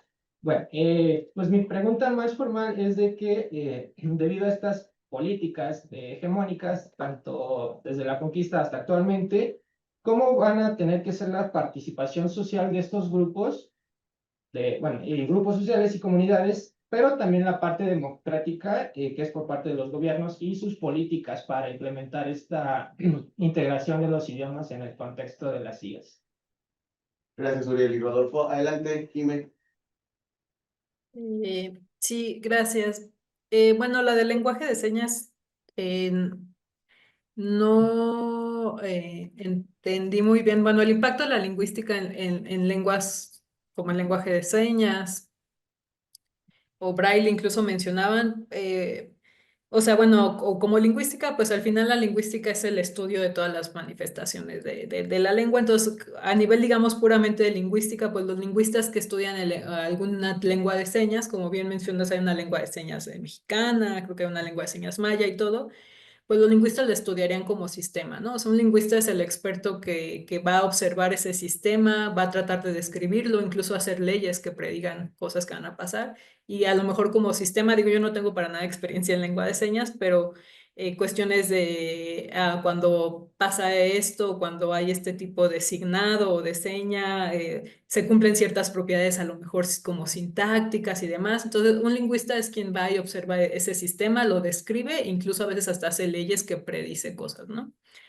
Pero más a nivel de tecnología, un lingüista computacional, la lengua de señas, en efecto, es otra de las manifestaciones. De hecho, no lo mencioné, pero la más común en los humanos es el habla. El habla es como la que se nos da natural. La escritura ya vino un poco después, es como una sofisticación tecnológica, si ustedes lo quieren ver así. Y bueno, está también la lengua de señas, estos son manifestaciones distintas. Y fíjense cómo la más común es el habla, pero todas las tecnologías que estamos haciendo ahorita están muy basadas en texto, ¿no? Este también es un debate. Pero entonces, a nivel tecnología, también se puede hacer tecnología para la lengua de señas, también ser una tecnología de lenguaje. Por ejemplo, podríamos hacer un traductor que analice las imágenes mientras alguien está asignando o haciendo las señas y que va traduciendo a lo mejor en lenguaje textual, en español o en inglés. Entonces también se presta mucho para hacer las tecnologías de lenguaje y también sería un tipo de manifestación a lo mejor subrepresentada, ¿no? Porque mucha de la tecnología se desarrolla y está muy enfocada hacia el texto, sobre todo el texto. Después quizá hacia el lenguaje hablado y en tercer lugar probablemente sería la manifestación de lengua de señas. Pero sí, yo lo vería como por esos dos rumbos. Como lingüista uno estudia, bueno, yo no soy lingüista 100%, pero como lingüista uno estudiaría a esa manifestación como el sistema. Y como lingüista computacional, ¿qué tecnología podríamos a lo mejor hacer para automatizar algún proceso, ¿no? Y, y respecto a la cuestión, a la segunda pregunta de comunidades hablantes de lenguas que no sean el español en México, el papel del gobierno y demás, pues también es de estas preguntas que caben ahí muchas cosas. Eh, hay muchos retos, o sea, ligándolo con la pregunta anterior, muchas comunidades que hablan una lengua que no sea español en México tienen una tradición más fuerte de oralidad por muchas cuestiones, empezando, deben haber muchas cuestiones, pero empezando que sus lenguas no están tan sistematizadas en el sistema escolar. Entonces a veces son lenguas que se hablan en el seno familiar, son lenguas muy orales, muy habladas y no son lenguas tan escritas. Y por otro lado estamos los científicos o ChatGPT que hacemos pura tecnología generativa de texto y no tanto tecnología del habla. Entonces sería una de las consideraciones importantes si se quisieran empezar a implementar a lo mejor sistemas por parte del gobierno y todo, que consideren un poco más esta manifestación oral, porque es la realidad de muchas de estas lenguas. Y bueno, no dejaría de lado esta pregunta que les ponía al final de bueno, de las limitaciones o reflexiones finales, que de alguna manera sí hay que tener bueno, esta incorporación o consenso por parte de los hablantes de qué manera quieren ser incorporados en las tecnologías de inteligencia artificial. Porque puede haber casos, o sea, no digo en México necesariamente, hay muchísima diversidad en todos estos pueblos. Les digo que incluso la etiqueta de indígena es problemática, es más una etiqueta política, en el sentido de que son poblaciones que tienen en común pues que son poblaciones que están en un estado y que tienen una posición desfavorable ante ese estado que es muy hegemónico y demás. Más que nada, indígena es como esa etiqueta política para englobar eso, pero no tanto como para homogenizar, porque hay muchísima diversidad, obviamente, en todas las comunidades que les denominamos indígenas. Entonces, en esa diversidad hay comunidades que de plano dicen, yo no quiero ser parte para nada de esto de ChatGPT, y a lo mejor comparten esta postura de, no, mi lengua es como algo, es un regalo y es algo para nosotros en la comunidad, no para que esté allá. Pero hay otros que completamente no. O sea, como les decía, que dicen, a mí sí me gustaría tener ChatGPT en mi lengua porque además daría una valorización a mi lengua y un uso adicional en una lengua que se está perdiendo o que tiene mucha presión hacia la pérdida. Entonces, pues de entrada habría que considerar, ¿no? Todos esos escenarios particulares. Y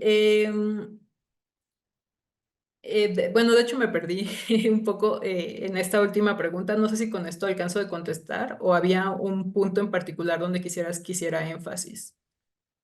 No, pero eso está más que bien. Gracias, que vamos a última ronda de participaciones, 2 digitales y regresamos con 2 físicas. Nos pregunta Jonathan Aaron, ¿por qué demandar tanta visibilidad para la diversidad lingüística, incluidos los dialectos en el entorno digital, si aún no hemos sido capaces de reconocerla ni integrarla plenamente en el mundo analógico? Y gracias a Rosa Margarita por su comentario, también a Ileana. Y José Fernando, también a Daniel John. José Fernando pregunta. Ah, no, es sobre la Liga de Excel. Esa ya no. Mi estimada Jimena, es la última pregunta que tenemos aquí en digital para pasar a las últimas físicas. Ah, ok. Bueno, de por qué la preocupación en incorporar esta diversidad lingüística. Em,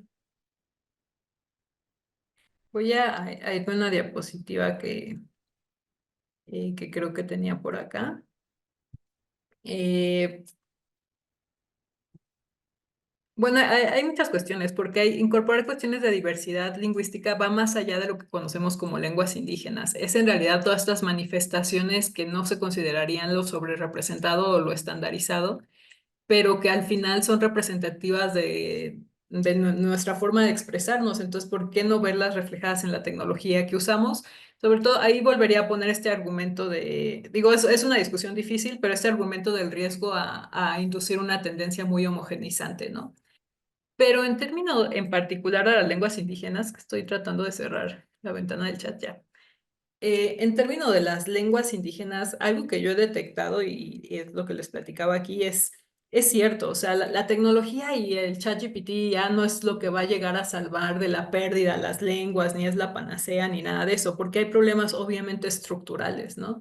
Y esos problemas tienen que ver desde que naces en México como un niño que habla una lengua que no sea español y no puede ser que no tengas tu acceso garantizado a la educación básica en tu lengua materna. O sea, ese es un derecho humano y partamos desde ahí. O sea, esas son las cuestiones más estructurales y que tienen que ver con políticas lingüísticas y que tienen que ver con el gobierno y que eso no lo va a venir a resolver mi normalizador ortográfico ni el último ChatGPT ni nada. Entonces eso es cierto. Pero también es cierto que la visibilidad digital de alguna manera sí otorga revalorización a las lenguas. Entonces, el hecho de que tú seas hablante de una lengua y veas tu lengua representada en las páginas, o sea, el español, igual que las 68 agrupaciones lingüísticas de las que hablaba, son lenguas nacionales. Ninguna tiene un estatus mayor que el otro. Por ley deberíamos poder tener sistemas cuando nos metemos a la página del gobierno, al hotel o de un turismo, deberíamos poder ver otras lenguas representadas ahí. Entonces, aunque esto no sea el origen de todo, ni lo que lo va a solucionar, porque sabemos que la pérdida lingüística y demás responde a cuestiones mucho más estructurales, pero sí es un factor que visibiliza las lenguas, ¿no? Entonces, yo por eso les platicaba que si de por sí mi lengua ya está en un riesgo, en una presión muy grande de desaparecer, y encima salen mil cosas como ChatGPT y demás, donde yo no puedo usar mi lengua, es un factor más para desvalorizarla, ¿no? Y lo contrario, si yo empiezo a ver a la lengua representada digitalmente, si cuando prendo el radio, cuando prendo la televisión, es muy común estar expuesta a otras lenguas, esa es una manera de valorizarlas. Una manera quizá no la más directa o la que tenga más impacto, pero sí las valoriza, ¿no? Esa representación digital. Entonces yo ahí le vería uno de esos valores, pero claro, esto no puede estar desconectado de la parte estructural y social. Y la parte social pues tiene que ver sí, mucho de hecho con las infancias, de por qué estas infancias están perdiendo la lengua y ponernos a ver en qué entorno están creciendo. Y ahí nada más también quisiera hacer rápido un comentario. Creo que en esta última pregunta mencionaban dialectos, ¿no? Y esta es como le dirían en inglés, un misconception común y que aprovecho para comentarlo. Yo les decía que los dialectos en realidad son variaciones. Nosotros, en el español que hablamos, el que estoy hablando ahorita, es un dialecto, si quieren verlo así, porque estoy hablando en español central de México. Eso es un dialecto. Un dialecto una variación dialectal. Es una variación que surgió de una lengua, digamos un ente abstracto del español, vamos a llamarle, y que fue variando dependiendo de cuestiones geográficas, de contacto con otras lenguas y demás. Eso es un dialecto. Pero en México y por algunas cuestiones históricas y supongo que en otras partes del mundo también, hay una cosa, una malformación, no sé cómo llamarlo, una desviación que tiene más bien tintes de discriminación. Entonces, a veces en México, digo esto afortunadamente cada vez es menos, pero se le llama dialectos a las lenguas indígenas porque de alguna manera se les otorga como una carga de valor inferior, ¿no? O sea, el español es lengua, pero el náhuatl es dialecto. De hecho, bueno, esto era muy común y todo, y a veces no es tan fácil ver cuál es la diferencia entre dialecto y lengua, pero aprovecho, no está de más hacer este comercial porque siempre lo hago y se me olvidó ahora en la presentación, de que en realidad todas las lenguas pues tienen, digamos, el mismo estatus, el mismo valor. El náhuatl, si lo quieren ver así, es tan complejo y tan completo como el español, el chino, cualquier otra lengua. Dialectos hablamos todos, dialectos son las variaciones naturales que tiene cada lengua, pero por alguna razón, vayan ustedes a saber por qué. Bueno, tengo algunas hipótesis. En México y creo que en otras partes del mundo, a nivel, digamos, del habla común, se les empezó a decir dialectos a las lenguas indígenas, pero para otorgarles una carga discriminatoria. Pero en términos lingüísticos no hay ningún sustento. O sea, las lenguas, se puede decir la lengua náhuatl, la lengua mixteca, y ya el dialecto sería como, el náhuatl con su dialecto del náhuatl de la huasteca, o sea, su variación dialectal. Bueno, espero no haberlos hecho muchas bolas con eso, pero era nada más paréntesis Muy un bueno. poco largo. Bien, dos preguntas muy concretitas, de acá muy concretas las dos preguntas, y terminamos. Recuérdame tu nombre. Edgar. Edgar, y alguien más se anima con la última pregunta. Y Aldo, y con eso terminamos. Adelante, Edgar. Yo tengo una duda y una inquietud respecto a lo que comentó de este proyecto con el que ganaron un premio en Michoacán, este homogeneizador ortográfico. Se ha manifestado en varias ocasiones la preocupación, ¿no?, que tiene estos procesos de, o el impacto tiene la hegemonización, o estos factores hegemónicos sobre cómo se habla, cómo se representa, cómo se incluye. Este proceso de homogenizar ortográficamente no tendría el mismo riesgo de imponer una hegemonía de una forma de escribir y que eso a la larga impactara sobre la forma de hablar y eso hiciera que se redujera esta diversidad. Bien, muchas gracias. Y última pregunta, ¿no? Sí, la mía es más al respecto de la tipología de los lenguajes.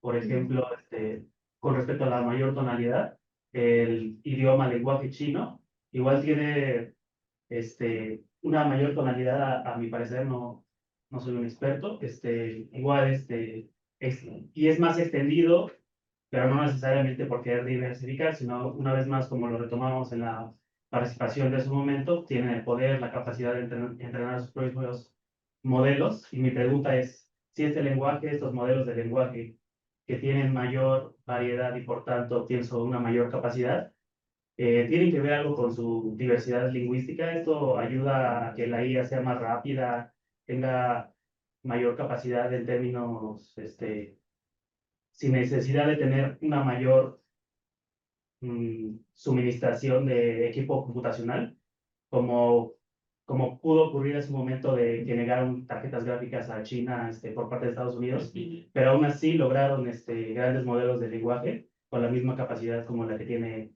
OpenAI o Google. Sí. Bien, muchas gracias, Aldo. Les pasamos por aquí un documento de Drive, que es como antes los libros de visitas que pasaba de dejar un comentario, para que dejen un comentario sobre qué les pareció. Y no un formulario, porque ya nos cansamos de muchos formularios y este seminario es más hippie y abierto y eso nos gusta. Entonces, por ahí, pero pongan lo que ustedes deseen. Y terminamos con estas respuestas, querida Jimé, adelante. Bien, de la normalización ortográfica, bueno, la verdad es que me fui un poquito rápido y a lo mejor no quedó tan claro. Esto es un normalizador en sí, no tanto un estandarizador, pero bueno, son matices muy del área. Entonces, un normalizador en sí, lo que hacemos es justamente nuestro papel como lingüistas computacionales, por supuesto que no es imponer así, describe así, usa esta norma, no. Para nuestro papel es observar el fenómeno, la diversidad y tratar de modelarla y dar herramientas. Entonces, lo que hacen estos normalizadores es que, imagínate que tú aprendiste náhuatl en los libros de la SEP y escribes así, ¿no? Yuki. Entonces, lo que hace esta herramienta computacional es, ok, tú escribes así como el de la SEP, está bien, pero si quieres ahora escribirlo o poner tu texto traducido, entre comillas, ¿no? O sea, expresado en otra variante como la que recomienda el INALE u otras, tienes una herramienta automática que te lo va a convertir. Pero si te das cuenta, tú tienes la opción de seleccionar cualquiera de estas normas, ¿no? Bueno, este es el caso del náhuatl. Y este es el caso del Otomí. El Otomí tenemos la norma del Otomí de Toluca, de Querétaro, del INALI, hay una fonética. Entonces, más bien este proceso de normalización, o a lo mejor este término sí suena raro, es más bien, yo diría, es un convertidor, un convertidor capaz de ir de una ortografía a otra. En ese sentido, no hay en ninguna parte del proceso una recomendación o algo de ir a solo una norma. Este, Sin embargo, sí, digamos, de manera más general, un proceso de estandarización de una lengua, pues sí puede ejercer estas presiones. Por ejemplo, eh, más allá, ¿no? de esta tecnología, pero es buen punto el que mencionas, sí se pueden ejercer hasta desde ahí, desde la estandarización de la lengua ortográfica, se pueden ejercer presiones sobre minorías. Em, entonces, ahí hay muchos ejemplos. De hecho, a veces les digo que uno tiene la idea de que el español así es y la RAE y tal, pero que en realidad que casa se escribe con S, bueno, casa de lugar, de hogar, y que así es y tal, pero en realidad este proceso de estandarización no es tan nuevo, o sea, es algo que empezó a surgir en los estados-nación europeos a finales del siglo XIX. Y bueno, pero para ya no echar tanto rollo, sí se pueden ejercer presiones y en el caso del Otomí, por ejemplo, nos han platicado que la norma del INALI, la que recomienda el INALI, tomó como referencia al Otomí, al ñañú que se habla en Hidalgo. Y eso, de hecho, sí induce cierta presión en minorías, porque si tú no eres de que escribe ñañú de Hidalgo, sino que escribes ñañú a lo mejor de Tlaxcala o del Estado de México, tal, pues el hecho de que el INALI, que es el aparato gubernamental, sea la norma que recomienda, sí ejerce una presión y de hecho muchos de los libros están en esa norma del INALI y otros no se sienten representados. Entonces sí, esos procesos de normalización ortográfica es una de las muchas formas donde sí se puede inducir presiones en minorías. Pero bueno, en nuestro caso, nada más para aclararlo, nuestra herramienta es un convertidor entre ortografías, entre diferentes normas ortográficas. Y la segunda pregunta, si la entendí bien, era una cuestión así de que por la naturaleza del chino, y si por eso pueden hacer modelos o entrenar modelos más eficientemente. Es una hipótesis interesante, muy creativa. Vamos a decir, en términos aburridos y formales, no. Al menos no hasta donde se sabe. O sea, si hablas, bueno, es lo que yo me imaginé. Por ejemplo, DeepSeek, ¿no? Que se habló que cuando salió DeepSeek que era más eficiente y todos, hasta lo que se sabe o lo que yo recuerdo y lo que vi, eso tiene que ver, esa eficiencia tenía que ver más con algunas innovaciones que hicieron de la programación del hardware, de las tarjetas, algunas cosas, pero que son más de índole técnica, no la naturaleza de las lenguas. Ahora, que la tipología de las lenguas sí impacta en varios factores de cómo hacemos una tecnología de lenguaje, sí. Nada más que esta aseveración de que algunas lenguas por su naturaleza sean más fáciles que procesar que otras, es un poquito difícil de contestar. De hecho, es una pregunta que se ha preguntado la lingüística por muchos años, que es si realmente podríamos hablar que existen lenguas más complejas que otras. Es decir, no sé, que decir, no es que el alemán es súper complejo, pero el chino es mucho más fácil, entonces más ligero puede procesarlo. Y bueno, hay un poco la evidencia hasta ahorita, lingüísticamente es que no. De hecho, hay una hipótesis que se llama la hipótesis de la equicomplejidad. Y eso quiere decir que al menos los lenguajes naturales que conocemos aquí en el planeta Tierra, parece que tienden a compensarse, o sea, que todos tienden a tener más o menos la misma complejidad. Entonces, cuando hay lenguas que se complejizan mucho en un nivel, pensemos en los tonos, hay lenguas, como tú dices, el chino tiene varios tonos. Y hay lenguas en México que tienen más tonos que el chino. Y entonces podemos decir, el chinanteco y demás son lenguas supertonales y podemos decir que son complejísimas. ¿Cómo le va a hacer un niño para aprenderse 10 tonos distintos? Es muy difícil. Pero lo que se ha observado a lo largo de los años es que cuando una lengua se hace muy compleja en un nivel, en este caso en los tonos, va a compensar esa complejidad y se va a tender a ser más simple en otro nivel. Entonces, a lo mejor tengo muchos tonos, pero mi sintaxis es muy sencilla, o mi morfología, que es la estructura interna de las palabras, es muy sencilla, porque ya me complejicé en otro nivel. Y eso es la teoría de la equicomplejidad, y más o menos, digo, sigue siendo una hipótesis, ¿no? Porque es difícil comprobarlo con todas las lenguas del mundo, pero la impresión en general que se da un poco en la lingüística es que las lenguas son equicomplejas, ¿no? No hay, o sea, si una se complejizó mucho de un lado, se hizo más simple en otro nivel. Entonces tienden a ser similarmente complejas. Pero bueno, es una hipótesis interesante y más allá de eso, la tipología lingüística sí impacta en varios de estos. Es un poco lo que yo estudié, a mí me gustaba mucho la tipología. Cómo la tipología impacta en cómo tokenizas, cómo segmentas una palabra, como tal. Entonces sí tiene un impacto, pero digamos, no necesariamente ese impacto de que una lengua es súper sencilla y la otra muy difícil, no necesariamente. Bien, pues agradecemos mucho a todas y todos por sus participaciones. Muchas gracias a la doctora Jimena y a las otras 14 personas que estuvieron en esta primera edición del seminario. Gracias a las y los colegas que están detrás, que quizá no se ven tanto, no sé si se asoman un poquito, pero está Arlet, que se va a dedicar al rap ya después de esto.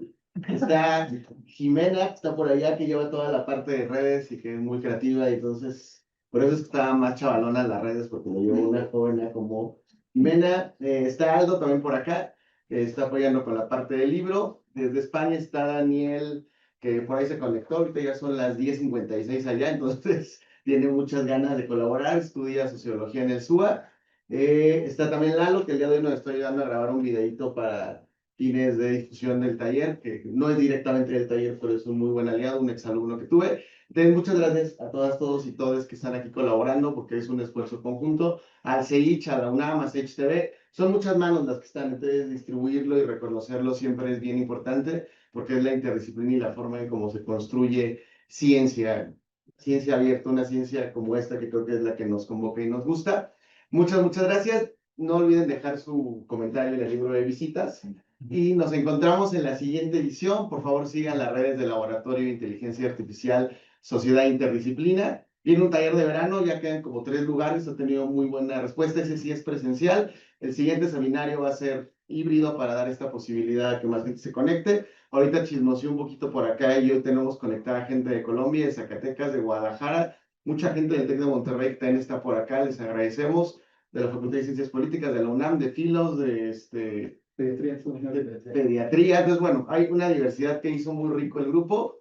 Muchas gracias, colegas, y pues descansen porque también es parte de ser humano en tiempo de ya el tiempo de ocio y no estar tanto en la tecnología siempre. Que tengan excelente día. Muchas gracias, Jimé, y nos encontramos pronto. Gracias a todos por escuchar y nos vemos pronto. Saludos.